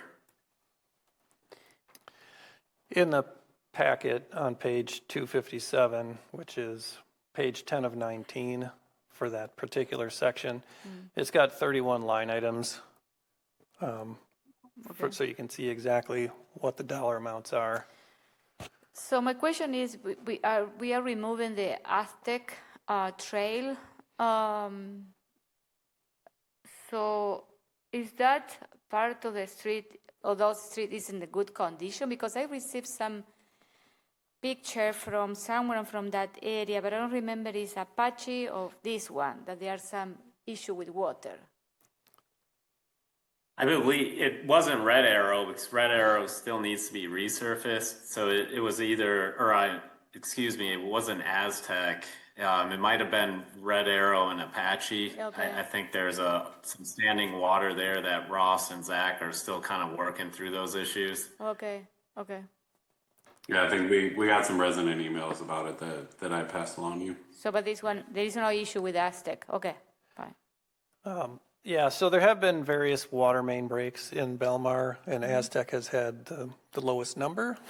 So the idea is we'll be able to let the existing infrastructure go for the next 30-ish years until the next resurfacing of that road. Okay. And I guess I'll also point out that the existing infrastructure water main is cast iron, which is not as, it doesn't have as long a life as the ductile iron that we'll be using to replace it. So this stuff all dates back to like the 1960s. It's about, barely 60 years old. And the new water main should last 100 years plus. Okay. good to know. Okay. Cast iron isn't flexible, and so it's more prone to crack and break versus the ductile iron has some flexibility. Okay. Thank you for the explanation. Any question, comments? Okay, here none. All those in favor of resolution R-9426 say aye. Aye. Any opposed? The motion carries. Okay, so anything else from Public Works? Couple items here. At our May 4th meeting, we'll have a rep from the Madison Metropolitan Sewage District to give a presentation to the board on current projects within the district. If you haven't seen it yet, there's a relatively new road closure GIS map. You can get it at opendata.fitchburgwi.gov. Can you send us a link to that? Sure. Okay. Hydrant flushing started on April 13th and will go through May 15th. So in the middle of the day, if you turn on your tap and you see yellow water, let it run for a minute or two and should clear up. Otherwise, call Public Works. And wash your clothes at night. Yes, wash your clothes at night. Correct.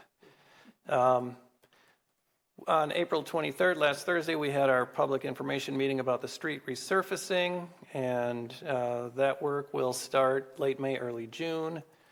And nearly everybody who showed up asked questions not about the road resurfacing, but about the utility work. And that PIM, as mentioned previously, will be Thursday, May 14th at 6:30 here in council chambers.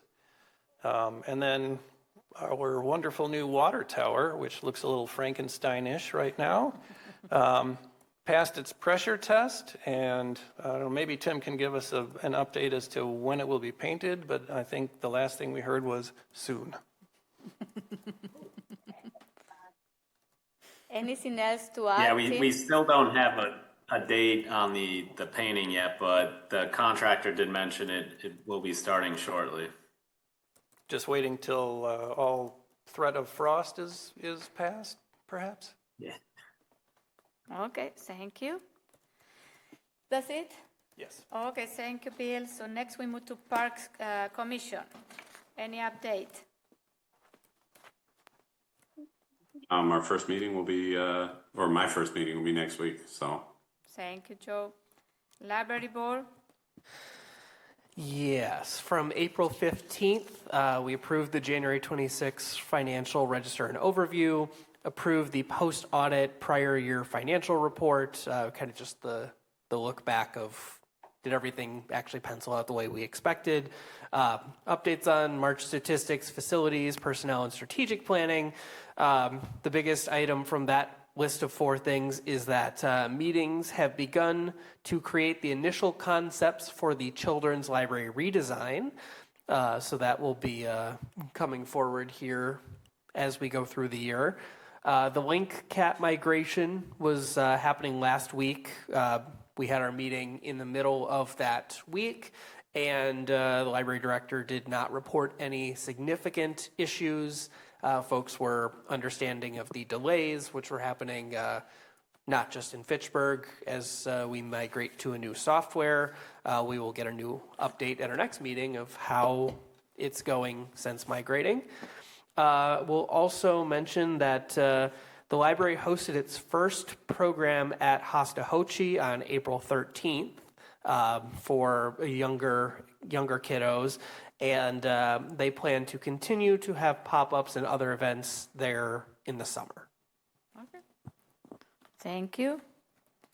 Logan, can I add something to your report? I would not be offended. Go ahead. Okay.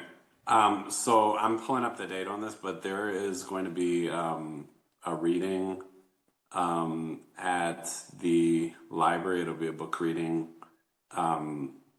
Quentin Reiser, he's a professor at UW-Madison.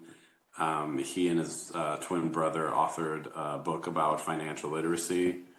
And they are going to be having a reading on, give me 1 second.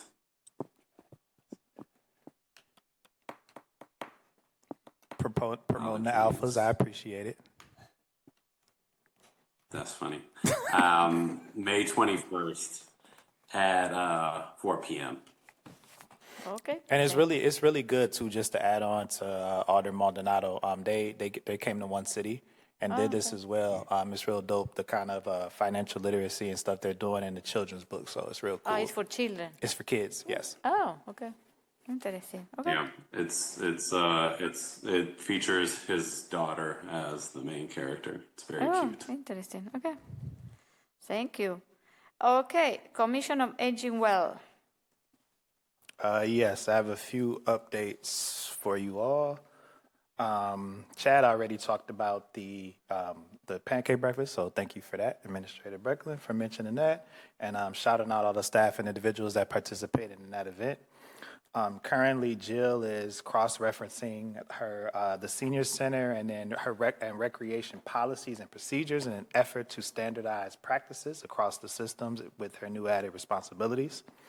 Thursday is Celebrity Bingo. Celebrity Bingo. Yeah, Celebrity Bingo. And it's actually the last event of the Commission on Aging Well's year-long outreach initiative. So they've been doing a lot of work. So that'll conclude kind of the last event for the year. If you can come out and play bingo. And then all summer recreation LTE staff have been hired, and recreation summer activity the guide is now available. And lastly, Jill is also working to cross-reference in the senior center. And never mind, that's the same one. Never mind. She wrote it. It just was working twice. Because the Commission of Aging Well, we discussed that maybe it's going to be the Commission of Community Services because since we may need to take a look at the ordinance and role and responsibilities for that commission. Yes, because it's recreation, H&I, and senior center. Correct. So. And that is all for the So commission. when is going to be the Celebrity Bingo? At what time? Thursday at, what time is it? Chad, do you know off the top of your head what time it is? I think it's at midday. Isn't it for lunch? I do believe it's around the lunch hour, yes, if I recall correctly. It's in that during Yeah, the it's day. fun. I did once a Spanish one. I came a couple of years ago. Did you win? I've never won bingo It's a before. bilingual one. Yeah. Oh, I've never won Or bingo were you before. the celebrity? No, I was participating, helping the person who was doing the bilingual bingo. Okay, I was an interpreter. This is my other role too. Okay, thank you. I was asking something from I forgot. Oh, I want to say also thank you to the friends of the Fitchburg, of the Senior Center. They are the one organizing the Pancake Cafe. So thank you to them. Resource Conservation Commission. We meet next on May 11th, but April has been a busy month. We had our shredding event. We had the waterway cleanup since our last council meeting, and then also a presence at the Eco Latinos Fair. Transportation and Transit Commission. We meet next on May 14th. Thank you. Community and Economic Development Authority. I don't know who's Our meeting was canceled this month. Okay. Our meeting was canceled this month. Yep. Okay. Thank you. Ag and Rural Affairs Committee. I'll start with, I will move approval of ordinance 2026-007, zoning ordinance amendment approving rezoning properties to conform to the adopted farmland preservation plan and map. Second. As amended by both Ag and Rural Affairs and Plan, just to clarify. Thank you. Yes, as amended. Thank you. Second. Okay. Ag and Rural approved. What is this? And plan approved as amended by Ag and Rural. So farmers are eligible for tax credits on land that is designated both as farmland preservation and AX zoning. And so we are required to submit a map to the state that shows all of our lands that are designated as farmland preservation, and then that has to match our AX zoning map. So what this does is it will rezone a few properties out of AX into, some of them into ag transitional and some of them into rural residential or rural low density, so they will no longer be part of the farmland preservation map. The properties are on the map. The amendment is that we received a letter from the Bowman family who has the property. Deanna, do you want to? Near the intersection of Irish Lane and Fish Hatchery Road. Yes, and And so they would like to, we took their property out of the farmland preservation map in 2023 because it could potentially be developed in the next 20 years. They have said that they have a desire to continue farming that land and they have no intention to develop it, and they would like it to stay as AX zoning. So what this would require, this would not affect our certification, but it would require staff to redo the map for those two parcels. It's the two green parcels right in the middle here. And so then the map would have to come back to us for just a final approval once it is done. Deanna, is there anything I missed? No, that's just fine. What you were referring to is our adopted farmland preservation map, and I'll just bring that up here too. If it wants to draw nicely. Maybe not. But our adopted farmland preservation map would need to come back to you because right now those two parcels are not mapped in dark green or light green, which are our farmland preservation parcels. So by taking out these two parcels and keeping them AX, we will need to come back later this year yet and put those two parcels back into farmland preservation. And so whether those two parcels are in AX or AT, it doesn't really make a difference from a city standpoint. They have the same requirements, they have the same code. It's more just the owner of those parcels has requested that they stay in AX, and so Ag and Rural accommodated that.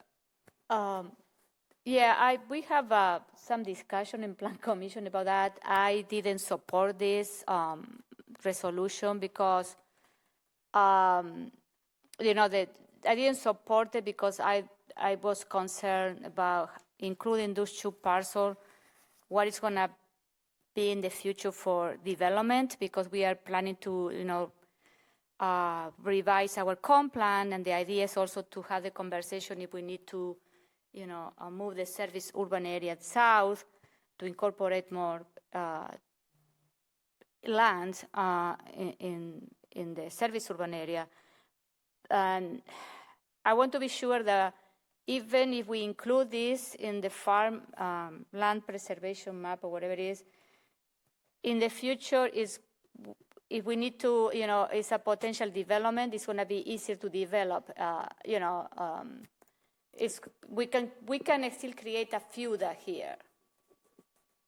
So, go ahead. Well, actually, those two parcels are in a FUDA Okay. right now. They're in the McGaw neighborhood plan. Okay. Yep, they are. And so, council has the right to decide on the farmland preservation map.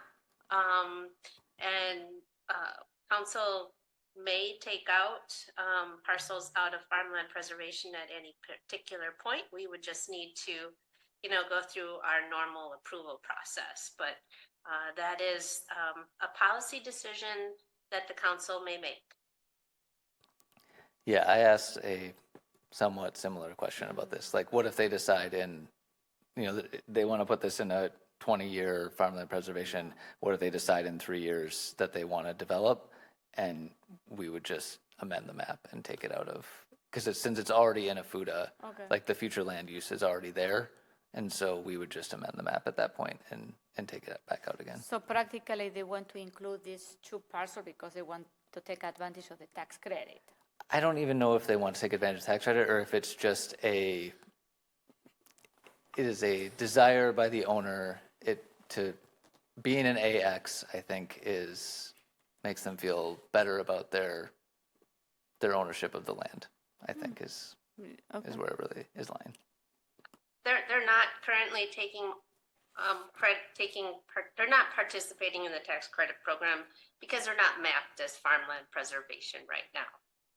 Mm-hmm. And just to clarify, for the Plan Commission did pass it as approved by Ag and Rural, which changed those two properties back to AX, just for clarity. Okay, any other question, comments? Yes. Just how often can we amend this map if, to Alder Lattise's point, the property owner decides 1 year, 2 year, 6 months, whatever it is, 20 years that they want to make another change? Is this something that can be amended at any time, or does this have to, or do we try to do it once a year, or I guess what's the cycle of this? We generally try to update this once a year in line with, because our farmland preservation map under the state program is actually part of Dane County's farmland preservation map. So Dane County goes through usually in October annually an update. So we just need to update prior to them once a year is our what has been our practice. Okay, any other questions? Here none, all those in favor of ordinance 2026-007 say aye. Aye. Aye. Any opposed? Okay, the motion carries. And point, just, I don't, you know Yes. that we, okay. Well done. I just wanted to, before you read it all, I just wanted to make sure you know what Plan Commission. Yes, so I assume we are postponing Yes. ordinance 2026-008 to May 26th. Second. Okay, all those in favor of postponing ordinance 2026-008 to May 26, say aye. Aye. Any opposed? The motion carries. And just for context, Plan Commission re-referred it to Ag and Rural, so we could take a look at adding that back to the farmland preservation map. We weren't comfortable moving on it until the staff had more time to take a look at potentially a different map for us to consider. Yeah, so we wanted the Ag and Rural to spend some more time working on it and then come back to plan and then come back to council. It was a word subsequent. Yeah, there are additional ordinance changes that, so we'll answer there those were some- questions and then yeah. bring it back. And thank you for not making me read that entire thing. Okay. Everything else in Ag and Rural, we just discussed these two, so that's all I have for Ag and Okay, Rural. thank you. We are moving to Bicycle and Pedestrian Commission. Any update? Joe? Our next meeting is on Wednesday. Okay, thank you. EMS Commission? Yeah, we met a couple weeks ago. We were largely approving the finalized agreement with the union in regard to the permanent part-time positions that were approved with the peak time ambulance staffing. I think that was last budget cycle. And there was also some changes that came down from the federal government in regards to how they have to track their certain controlled substances that they administer as medications. So those were the main things. And then Chief Anderson also presented the CIP plan to us for ambulances, which we approved. Okay, thank you. H&I? Not me anymore. No? Well, we are going to have under finance, there is the H&I grant. Okay. So, landmark preservation, housing advisory committee. No meeting yet under my brand new tenure. Okay. Yeah, we are in this transition. Landmark Preservation Commission. No report. Tree Advisory Committee. No report. Thank you. Community and Equity Advisory Committee. Yeah, the Community Equity Committee has just been working through a document that different plans that come through the committee that the city would like them to revise is working through like kind of a rubric, for lack of better terms, that they want to use, and it's still being finalized using some of the gear things that we've been using. The next step is for members to continue to provide feedback, and then also there would be a portion where it goes in front of department heads and things to provide their feedback as well and familiarize themselves with the tool as different plans come before the committee. Other than that, that concludes my report for now. Thank you. Report from other commission and committees. 2 minutes. The MPO Policy Board met on April Fool's Day. We adopted the annual federal safety improvement performance measure targets, so things like, deaths per 100 million vehicle miles traveled and that sort of thing. So we need to compare our safety record against a set of standard measures. We also approved funding for construction projects scheduled for 2031, a couple of bridges, the Beltline Bridge over Greenway Boulevard in Middleton, as well as Highway 18151 bridges over State Highway 69 and over Wayland Road, as well as approving funding for a study for salt sheds and park and rides along I-3990 between the Beltline and the northern county line, just a bit north of DeForest. And then the Leopold NRT, the Neighborhood Resource Team, met on April 8th. Madison Metropolitan School District gave a presentation on the boundary shifting that is going to be taking place. So there's more details on the internet and lots of public information meetings scheduled for May in Fitchburg. We've got a meeting on May 12th from 5:30 to 7:30 p.m. at the Boys and Girls Club. This presentation is in English, and there will be Spanish and Hmong interpreters available. So basically, the school district is reacting to development that's happening in all of the municipalities where people send their kids to the Madison schools. So they need to redraw the boundaries every so often.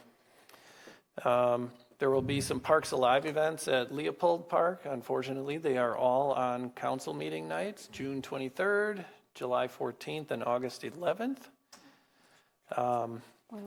There was feedback collected at the community dinner that was held in March at Leopold.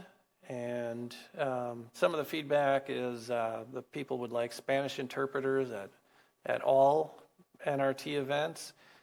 They love the bike parks and the food options in the area and the Mexican culture events. They are concerned with speeding and general danger in the streets in front of the school. Oh, it has been an issue forever. Yes. I remember. Specifically called out are the Post and Todd Drive intersections and the Post Road and Coho intersections. And one of the people on the NRT is Jeremy Nash with the Madison Transportation Department. And so in the May meeting, he will give us an update or a presentation on safe streets. Thank you. And I also want to announce something, good news, that Bill Jetzer is going to be nominated for one of the Association of Metropolitan Planning Organization, AMPU, is nominated by MPO to be Outstanding Elected Official Leadership Award. This award honors outstanding effort in transportation planning and leadership of an elected official who has served as a champion for the community and has successfully advanced or promoted transportation planning in the public arena. So they think that the work that he did with the Week Without Driving campaign, MPO Policy Board, and the City of Fitchburg Council are excellent examples of his type of leadership. So, congratulations. I need to write a letter of support too. It's coming. How do we vote? How do we vote for you, or what we need to do? No, that's it. He's going to be. This is an annual award. It's going to be in Sacramento, California. I think so. Yeah, it's not here. So, but we need to. They're putting together an application package. I had to write a letter of support from Bill, but I want to say congratulations, Bill. And it's thank you. Congrats. Oh, so you got it for sure. Oh, congratulations. Yeah. Okay, so that's it. What else? Thank you, Bill. And then we're moving to a standing committees and report, and we start with the Finance Committee. All right, we'll start with the resolutions. I'll move approval of Ordinance 2026-011, amending purchasing and public works contracts processes by amending Chapter 10, Sections 10.309, 10.311, and 10.431A of Fitchburg Code of Ordinances. Second. Finance approved. Public Works approved. Okay, what is this? So there's a new state law that separates highway public construction from general public construction.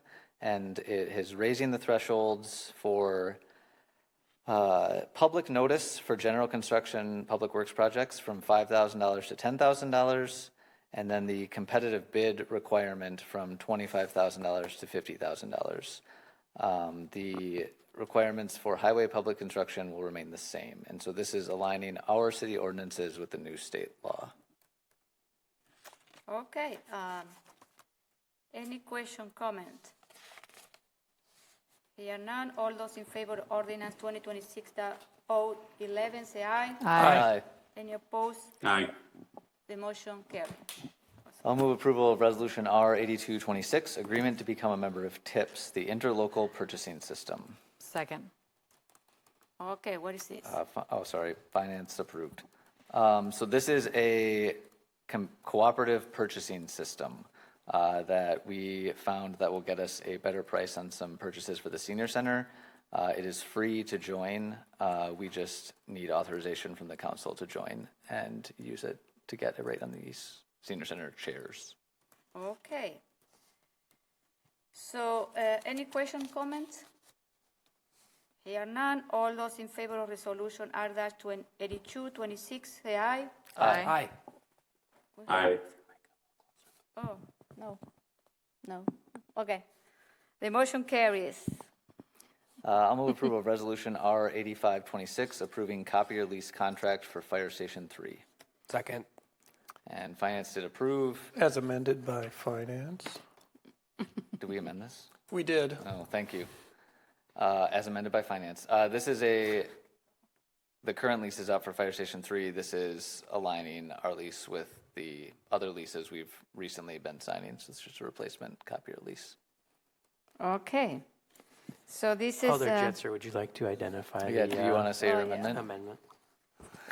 Within the resolution, it listed the prices per imprint for black and white and color, and it labeled them as so many cents per impression. It meant to say dollars. Okay. So all those in favor of resolution R-8526 as amended in Finance Committee, say aye. Aye. Any opposed? Aye. The motion carries. Next one. I'll move approval of Resolution R8726, approving an amendment to the professional services contract for plan review and amending the 2026 building inspection fee schedule for commercial plan review and plumbing plan review. Second. Finance did approve. This is for review of building and plumbing plans. We used to use the state of Wisconsin to do these reviews, but they take too long. And this company is taking around 15 business days to do these approvals. And we also receive about 10% of the fee revenue from the review. And the company that we have this contract with has requested an update to the fee schedule. So this is to align our building inspection fees with the changes that they are requesting. And we confirmed in Finance that the updated fees are in line with what you would expect fees to be. Okay. So any question, comment? Logan. I'm just curious how many hours annually or so, just ballpark, does this consultant spend on our behalf? I thought I took notes that this was $225 an hour. So I'm just curious if they're spending 20 hours, a week, or if they're 5 hours a week, kind of what that looks like. I don't have that specific information. We get a monthly payment, which indicates all of the projects that they've worked on related to the city of Fitchburg. And because we don't necessarily pay them for their services, basically they charge the full 100% of the fees to the developer, because they do commercial plan review. They simply are providing us with our 10% of that share. So there is not an outflow from the city of cash to this provider. The developers are paying them directly, and then we're getting 10% of that payment that's made to the E-Plan exam. I think that helps. Thank you. Okay, any other comment? Okay, all those in favor of resolution R8726 say aye. Aye. Any Aye. opposed? The motion carries.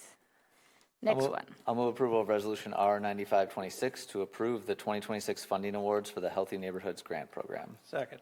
Okay, So- so this is our annual H&I grant. Yeah, so finance did approve this. It seems like there were 17 applicants. We awarded 8 grants for a total of $124,000. I believe we made larger grants to less organizations this year due to staff capacity in administering the program. And we made grants to the River Food Pantry, the Allied Food Pantry, Rooted Wisconsin, Active Youth Wisconsin, the Badger Prairie Needs Network, Boys and Girls Club of Dane County, Bikes for Kids Wisconsin, and Reach Dane. Okay, so Jessica Wolf is online. Jessica, do you want to add anything else to this program? I know that there was a lot of discussion of the H&I meeting about how the needs have evolved, you know what I mean? But we have more food pantry requiring grant assistance. I have a question. My understanding was that we were planning to award more money to fewer organizations, but I am counting 8 here. So how many did we award last year? Last year we awarded 13 organizations. 13. Okay. So we are done 5. Okay.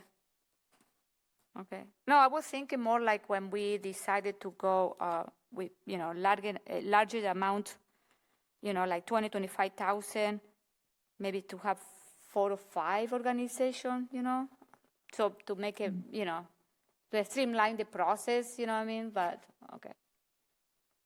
Yeah, that was the committee really wanted to spread the funding a little bit more. So with per their request, we did 8. And they still got larger amounts of funding than they did last year. Some received, I think only one organization received full funding, and then a couple of others received 20,000, and then we went down to 10,000, and the smallest amount received this year is 4,000. Yeah, and this is my other question is because if we decided to go with larger amount, we have one for $4,000, and it's kind of like, 4,000. That could be a lot. We did that one because that was the full amount that they requested to run their entire program. And so with how we funded the other ones, that the way that the ratings came in, that organization was kind of on the cusp. And so that was the determination for that funding, with it being such a small amount and it being right on the cusp of the requirements for who got funded. The committee decided to fund them. Okay. Have you discussed with the H&I members committee if you're planning to make some adjustment for next year? I heard that members want to do some categories, designate or allocate an amount in different categories. Yep, it's on the agenda for our next meeting, Okay. with it being fresh on everybody's mind, and we just going through the process to talk about the grant program and how we would like to evaluate that next year. Okay. Any other question, comments? Gabriela. I just want to say that it's been great watching this program grow over the years, and the consistency of the fact that it's not that we consistently support organizations year over year, but it's that we consistently are providing support to the community and taking these applications, and the fact that we have upped the max award is great, because those meaningful the buying power of that money has gone down over the years, and so I think that reflects our decision to increase the individual amounts. But I think these are organizations that are serving the very basic needs of our residents, and we have lots of residents in Fitchburg that are going hungry, and the fact that we are supporting that matters. It is not the primary responsibility of us, but the fact that we fund it, I think, is important. And I think it's a statement about who we are as a city of Fitchburg, that we want to support our residents, and we want to acknowledge the nonprofit organizations that are doing work that we cannot do as a city, but that we can contribute in small part in serving the needs of Fitchburg, in helping support the needs that they serve for Fitchburg residents. So I'm really strongly in support of this program, and happy to vote yes on this. Donna. Yeah, to that point that Council President Gerard just said. I know there were like some discussion around like why we funded so many organizations that focused on like food insecurity. And I think it was less about discredit to the staff or anyone viewing these applications, but just more of a representation of the growing need to which is happening in our community. And I think we have a bunch of different organizations and pockets of the city who are like trying to combat this issue. And there was some talk about like, can we, do we want to move to categories so we're not funding specific things?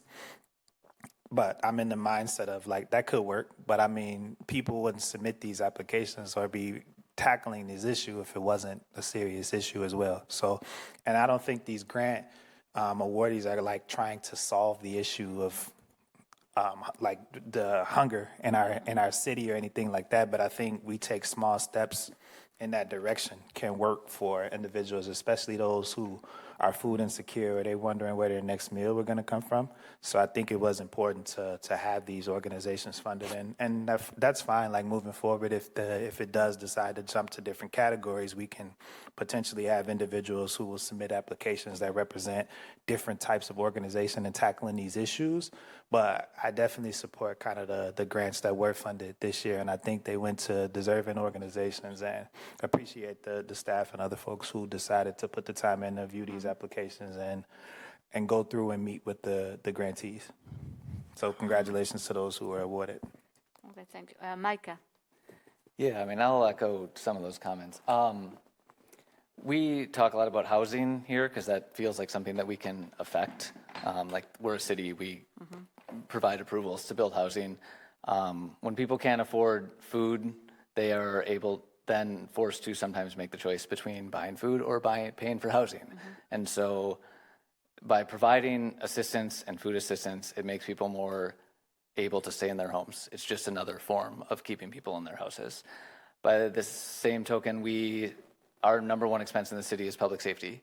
When we provide grants to organizations that work with youth and provide programs in the city, that is a public safety investment, the same way that spending money directly on public safety is as well. So I'm just also very happy that this program exists and that we can fund these organizations, and they're doing great work. And I'm happy to vote yes on this. Oh, I have something in mind and I forgot. No, there was a good discussion, and maybe you, Jessica, in future commissions and committees meetings will discuss that about short-term solution and long-term solution. You know what I mean? About how to allocate this fund. So I think it's something that, is a good topic to discuss about. And the other thing I want to mention, when we implemented the HNI in 2018, yes, some there. The needs were other ones. I think for a couple of years, we didn't have any food pantry. We can see that in the last probably after COVID, we started seeing more need for food for assistance on food pantry. Like food insecurity is becoming like a real issue right now. So this is the other thing that we have seen, how we shift the needs from this grant. And I'm going to tell you, the Budget Parity Needs Network is 70% of the people that go to that food pantry, they are from Fitchburg, and they provide an excellent, support there. And most of the people, I would say, everyone working on that organization is a volunteer. So the 15,000 that we are going to provide are going to the programs, not to indirect cost of other type of cost. So that one is another thing that we need to keep in mind, that most of the money that we are sending to this organization, they're going directly to the program. Okay, what else? I just wanted to say, for speaking as somebody that writes grants and as part of the role for a living, if we are going to change the scoring criteria and the like the categories of money, I think we should make that clear to the applicants that have applied in the past before they make the decision to apply again, because that can change the decision-making about whether or not they want to spend the time on an application. And that saves everybody time if people can know up front. So I look forward to reviewing that discussion in H&I.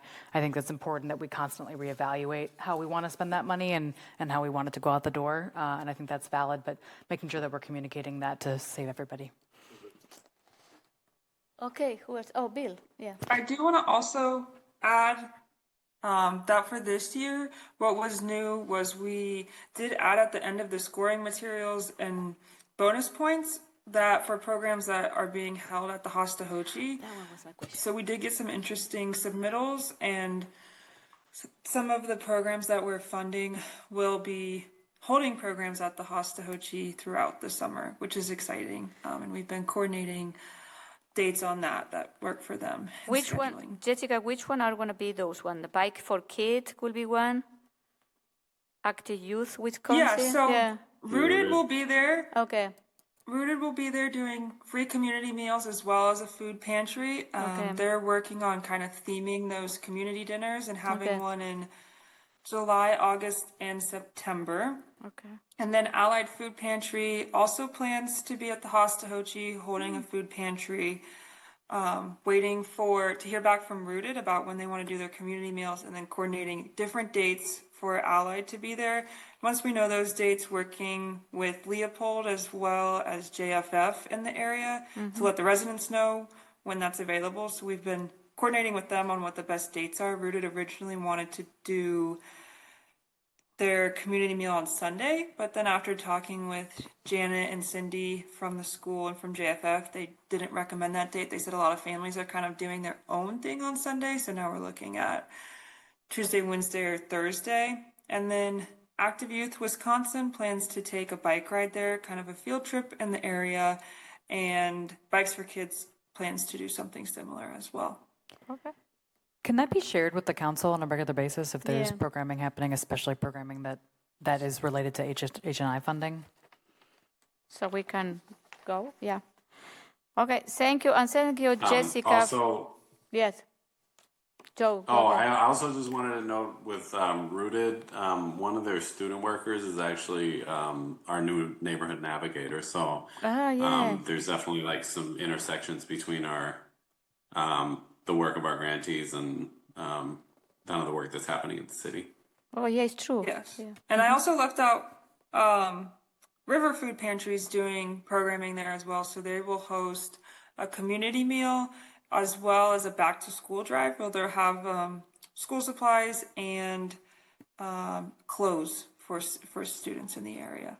Okay. This is great. Okay. Thank you, Jessica, for all your work on this, putting together, reviewing all the application.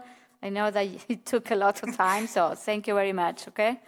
Okay, Bill, we have another question. I also just wanted to point out there's a bit of coordination amongst the grantee recipients, too. The River Food Pantry is the source of the groceries that the Bikes for Kids Wisconsin Meals on Two Wheels program delivers. So they head over to the river, load up, up to 300 and some pounds of food on a bike trailer, and then drive 12 to 15 miles on their e-bike and deliver groceries. Oh, really? Oh, nice. And I would really like to see a similar program for our senior center delivering their hot meals by bike. Well, okay. You can work on that. Rides for Sloppy Joes. Yeah. Okay. Any other question, comments? Okay. Here none. All those in favor of resolution R9526 say aye. Aye. Aye. Any opposed? The motion carries. Thank you. Next one. All right, I'll move approval of resolution R9626, approving the increase of municipal court fee from $38 to $48. Second. Okay. All right, Finance did approve this. And Public Safety and Human Services did as well. Okay.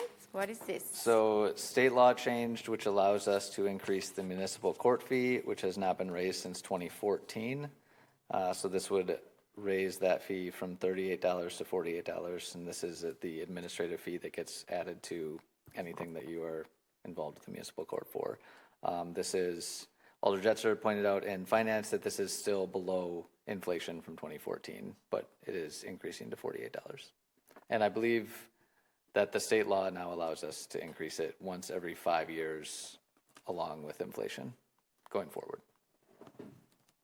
Okay, so practically we are following a state law here, isn't it?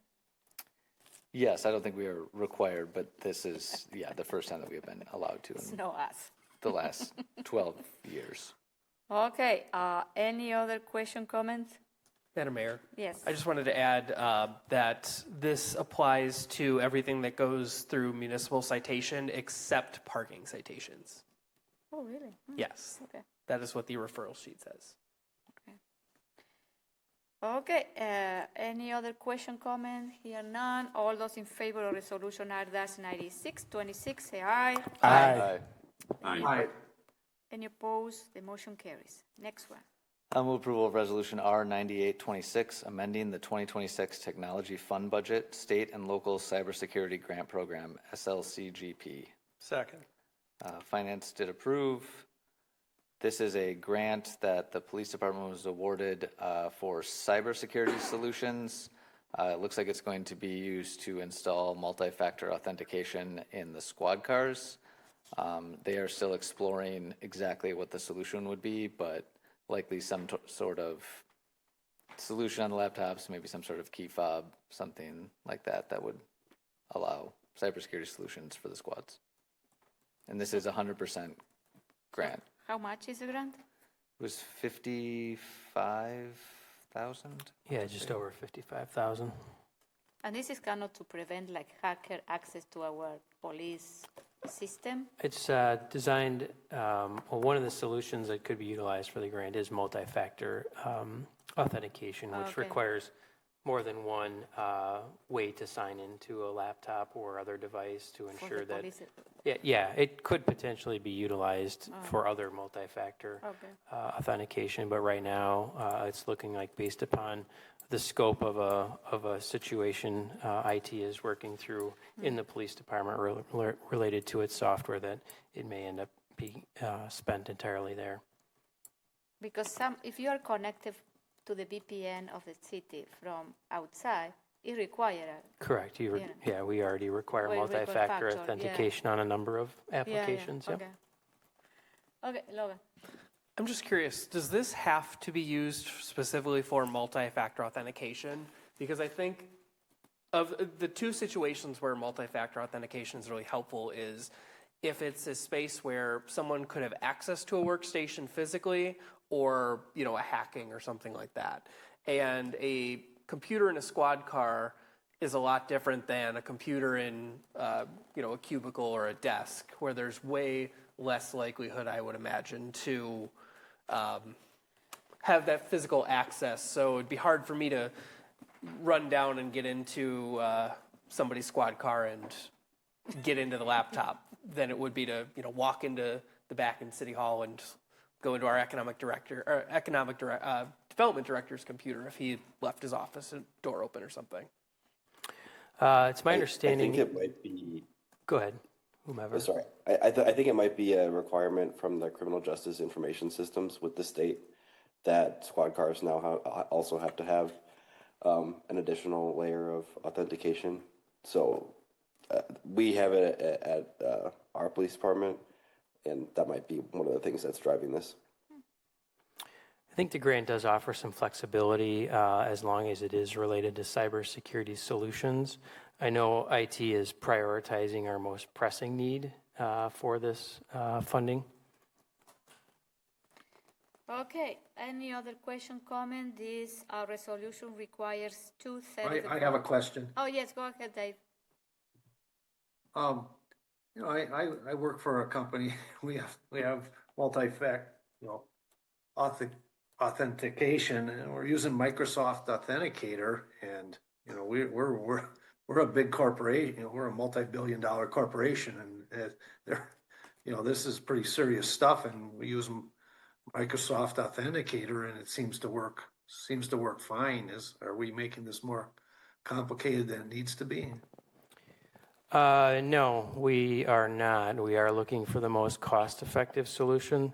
The challenge is not only when we talk about police squads, we talk about, in the case of police department multi-factor authentication, perhaps some sort of device, token, or cell phone that would have to be issued to each specific officer.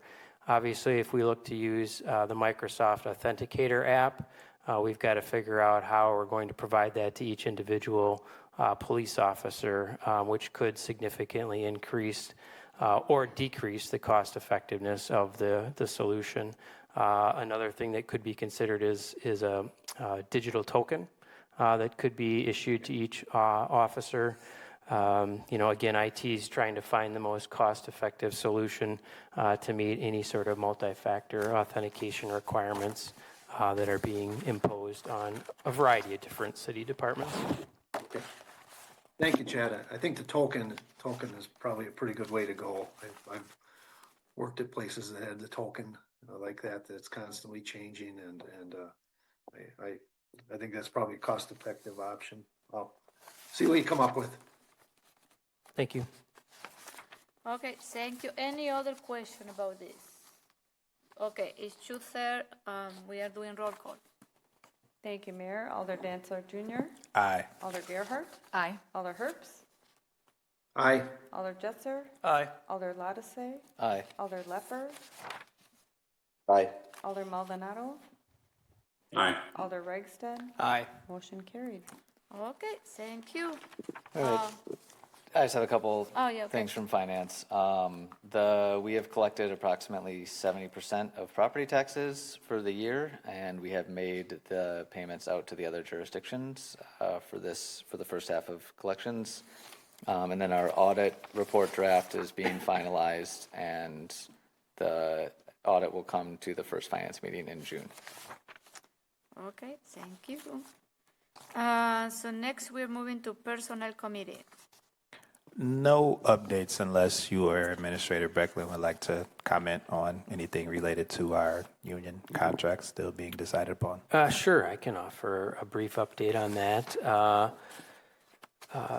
Arbitration hearing briefs are due, I believe, on May 8th by both parties. Both parties are offered a period of time, which I believe is 20 days, to offer I don't know exactly what the appropriate term is, but basically you can rebuttal the briefings or briefs from each side, so to speak. So we're still looking at probably the end of May before all of the briefs and rebuttals are finalized, and then the arbitrator has, I think, either 30 or 60 days from that period of time to provide a ruling. Might even be longer. I'd have to double check on that, but we don't have an imminent resolution. Yes, Logan. I'm just curious, as somebody who has been not involved in the depths of the conversations that you have had, Alder Brecklin. I guess you're promoted. But Administrator Brecklin, maybe it's a demotion, yeah. Depends, the grass isn't always greener. Anyway, I guess how far apart are the two sides here? Has it been kind of, inching closer, or is it still like middle school dance, boys on one side, girls on the other, and no one wants to be the first one to go to the middle of the gym for the dance? It's a bit of a difficult question to answer because it depends on what the measurement might be for, how far apart the sides might be. If you're looking at it from a dollar perspective, perhaps it isn't as significant from some perspectives as it might be from others. There has been tentative agreements on some contractual language changes where the two sides were comfortable and collaborated on those language changes on some operational related matters or physically incorporating existing memorandums of understanding into the contract itself. So it's kind of hard without context and perspective because while the city may view the financial spread, for instance, as a significant spread, perhaps as an example, and I'm not speaking for 311 or the local union, they may view that differently, for instance. Okay. Public safety and human services. All right, first one of these is chair. So we approved 2 new operator licenses. They are not recurring licenses. Approved the sound permits for the United Cerebral Palsy Family Frolic at McKee on June 20th. The Smart Membership Picnic at McKee Farms Park on July 25th. The Martinez Family Birthday Party at McGaw Park, July 25th. The event permit and temporary liquor licenses for concerts at McKee and Festa Italia. Festa Italia May 30th and I believe the 31st, whichever that Saturday, Sunday is.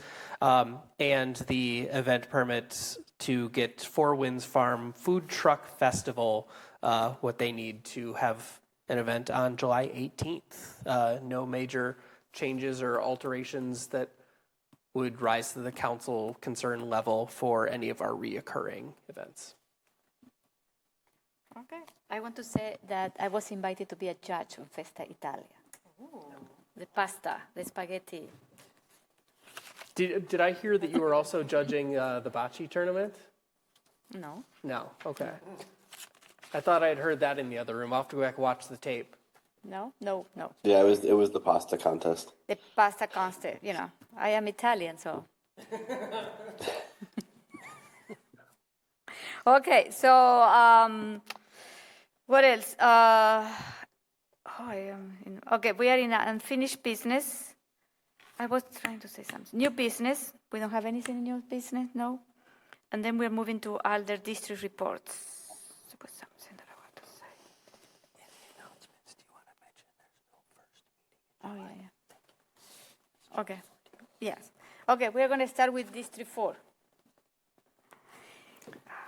Jake, do you want to go? Do you have anything? Yeah, I can go first. I just have a couple things. I just wanted to shout out to the public works folks because we had a water main break in my neighborhood and they were out working till, I think, 1 a.m.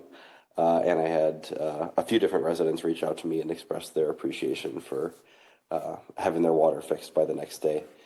So shout out to them. And then also I had the neighborhood association send out an email about the turkey situation, reminding people to police their bird feeders and try and prevent encouraging them from being in their spaces. So I'm hopeful that might mitigate the problem a little bit. I think that's all I have to share. Well, thank you. Could I add something? Yeah, you can add about the turkey. I just would also add some of the feedback we've received from both the DNR and USDA in regards to the turkey situation in residential areas is water can serve as a deterrent to the turkeys. Using a squirt gun, sprinkler, or garden hose. Apparently turkeys are not fond of water, and they actually recommend that as one way to deter them from spending time on residential property. And also remove all your bird feeders, please. Is that why the turkey's so dry at Thanksgiving? Oh, my Lord. Okay. Don't give up your day job. Okay, Micah. All right, I'm just going to give a couple shout outs. One from our discussion last meeting, Tim facilitated adding streetlights to the GIS map. And so now you can look up any streetlight and see who owns it and where it is. So the streetlights are now on the GIS map. Oh, can you on send the website. the link? Yeah. Okay. Yeah, so that's really cool. So thank you to Tim for doing that. And then I am giving a shout out to whoever runs the FACTv Facebook page. There was just a nice interaction. Someone asked for captions to be added to the videos, and they responded nicely and asked them a question, and the other person gave a reasonable answer, and then they did it. And any positive interaction from Facebook should be celebrated. They are so few and far between, and this one was just nice. So I don't know who runs that, but kudos to them. So thank you. That is Nick. Nick. Oh, Nick. Okay. They'll never be able to do it on Nextdoor. Yeah, that's right. Nick, next door is next, Keep Nick. it Get up. on there. So that's all I have. That's all. Okay. I want to tell you that I posted something about our road reconstruction in Facebook about say, hey, here is the map. Oh my Lord, I opened. So I didn't have that, feedback. Okay, District 3.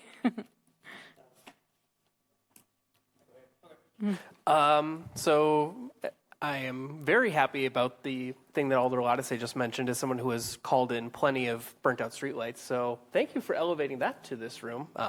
I will be clicking through that when I get home. Just a couple events I was able to attend and chat with some neighbors. The Swan Creek Waterway cleanup on April 18th, the Terra Vesta neighborhood cleanup on April 25th.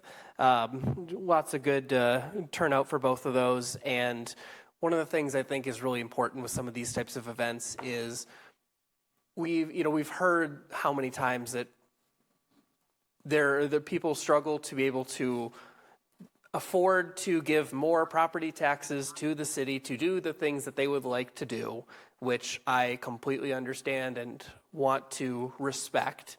So I appreciate that there is repeated desire by residents to commit themselves to helping to do some of this work and picking up the trash and spreading the mulch and making our community a better place, because it would not be something that I think our parks or public works staff would have a lot of free time to just go pick up trash in all these different waterways around the city. So I just wanted to mention that to some folks as we were out there on Saturday, and I just wanted to express my appreciation for folks who see a problem and want to organize themselves to do something about it, especially because the Terra Vesta event was organized within their HOA as opposed to the Swan Creek event, which was kind of the traditional waterway cleanups that are more spearheaded within City Hall.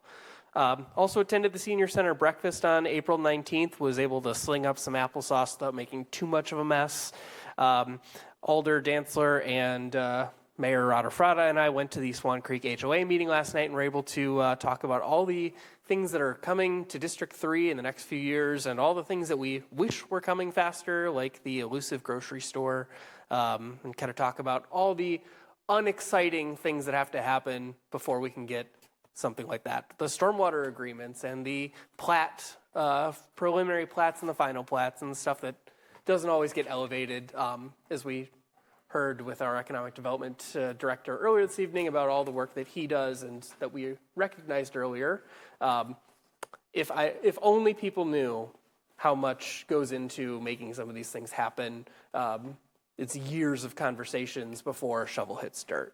And then finally, I was able to sit down with FACTv for a kind of a Q&A chat with Jeremy Crosby earlier today. So be on the lookout for that. Kind of some reflections on 1 year in and what's coming for year 2.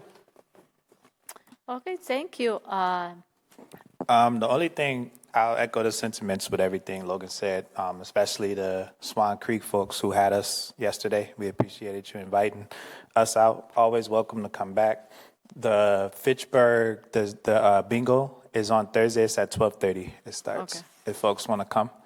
And then last week, or when this wasn't last, the week before last, I got sworn in for the county board too. Oh yeah. And one of our policy advisors is a friend from Fitchburg, Sarai, says hello to everyone who used to work here.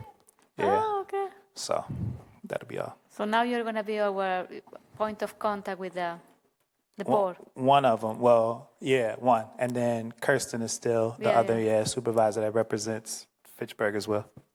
Yeah, it would be interesting to maybe invite them to see what they are doing for Fitchburg at the county board, I'll add it to the list. Okay, thank you. Okay, thank you. District 2.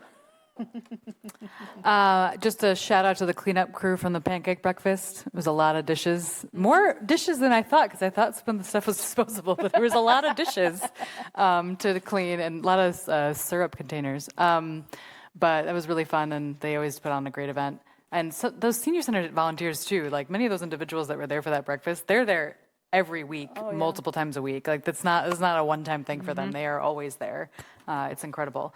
And then also just something I learned recently with a resident reached out. We used to provide vacation watch from the police department. Like people could request that they get their home checked on. We discontinued that relatively recently, and it was sort of quietly discontinued. So if anybody's used that in the past, it's not something we offer anymore. And the contributing factors to that are, number one, staffing shortages. Obviously, we all are aware of that. But the other factor is the fact that we moved away from our internal dispatch to the county dispatch. Our internal dispatch was apparently much easier to schedule that type of request, and with the county dispatch, it would make it much more challenging. So those are a couple of the consequences of both our staffing challenges and also our decision, I think a good decision, to eliminate dispatch so that we could redeploy those resources in other ways and hire new staff. But and then failed referendum. Yeah, and or a consequence of the failed referendum, absolutely. So, but anyway, so that service has been discontinued, and I know it was valued by some of the residents. So thanks for the police for keeping that on for so long. Thanks. Bill? Yeah, I attended the Great Clips ribbon cutting on April 16th. State Assemblyman Randy Udell was there, as well as a representative from Mark Pocan's office. I'm not sure why that's the case. He clearly does not need haircuts. I took part in the Yarmouth Greenway waterway cleanup. The mayor was there as well at that particular site. And we discovered a lot of things. We discovered a lot of stuff. Yeah, if anybody is needing a couple 100 feet of ancient, rusty barbed wire, just head on over. I also attended the Eco Latinos Conservation Fair on the 18th, and this past Saturday, the tree planting at Western Hills. Dave was there, and Mayor Julia was there. Couple of reminders here. You have until April 30th to take advantage of a free month of B-Cycle using the code FREEMONTH, one word, at checkout. Lomo May is right around the corner, I think. I haven't heard anything about that, but we haven't had an RCC meeting lately. My husband is waiting for that. Chad, do you know, do we still have the yard signs available for people who want to participate? They're upstairs, isn't it? I'd have to check with Phil Krupe on that. I'll get back to you. Yeah. Okay. And there is no Green Thursday event this May. July 2nd will be the next one.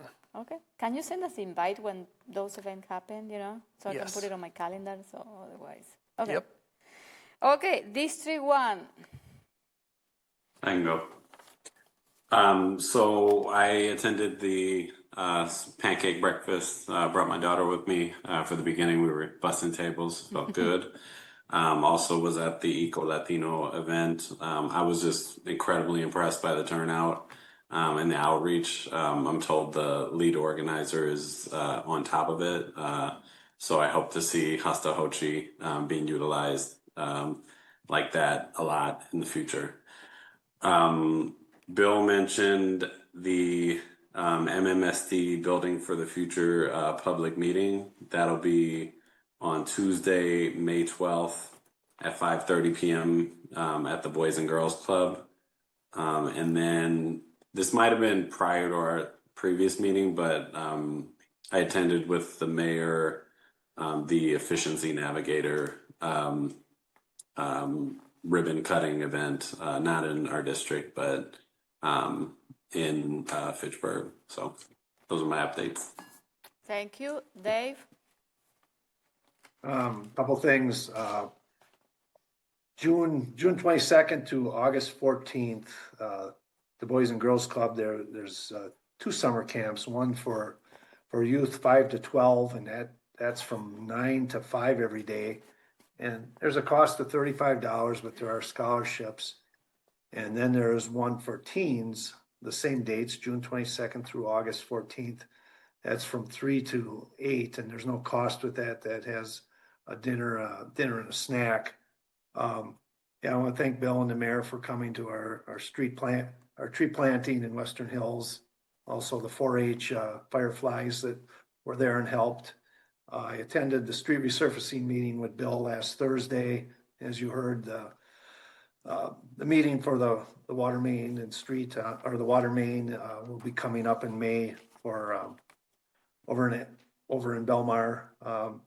And just following up on this, you know, the neighborhood, Micah, I'm battling the turkeys all the time on my daily ride to work. This time of year, they're breeding. They're on Spoke and Sprocket, and they don't want to get out of the way for a bicycle. I'm battling them a couple days a week to just get by. The toms are belligerent this time of year. So that's all I had. Thank you, Dave. Dave, you have to carry a squirt gun on your bike, mounted. That's a good thought, Micah. Thank you. Okay, so we are at the end. Announcement, I forgot to mention that a couple of things that I forgot to mention. That I went to the governor residence last week to celebrate Earth Day, and it was a good opportunity to mingle with other mayors from different parts of Wisconsin that they came to Madison. And the other thing is, remember that May 13, I sent the invite to all of you. There is the Dane County City and Village Association. It's an annual meeting and networking. It's going to be in the city of Middleton. Please, it will be it's a good networking event to get to know other elected officials from Dane County. So please let me know if you're coming. Yes, and also on Friday, some of us are doing the the training with Smart Growth. Okay, it's a whole day. Some of you already signed. We need to go. The other thing I want to mention, Micah, I want to say thank you for this calculator that you create, and you're still working on determining how our property tax are allocated in the different service. This is a great tool, and I'm going to use it for my showcase for my next mayor's conference. Can I use it? Okay. Yes. It'll be. I'll get it public at some point. And then the other thing I want to mention that there's not going to be a common council meeting on July, the first meeting in July. We usually cancel that meeting, so there is not going to be meeting the first. July 14th. July 14 is? Yeah. Okay, July 14, okay? So you have that 2 weeks off. Okay, and then our next common council meeting will be May 12th. Next committee of the whole is going to be May 27. What are the topics? Do you have any topics for the 27th? We haven't determined it yet. Okay, so I need a motion to adjourn.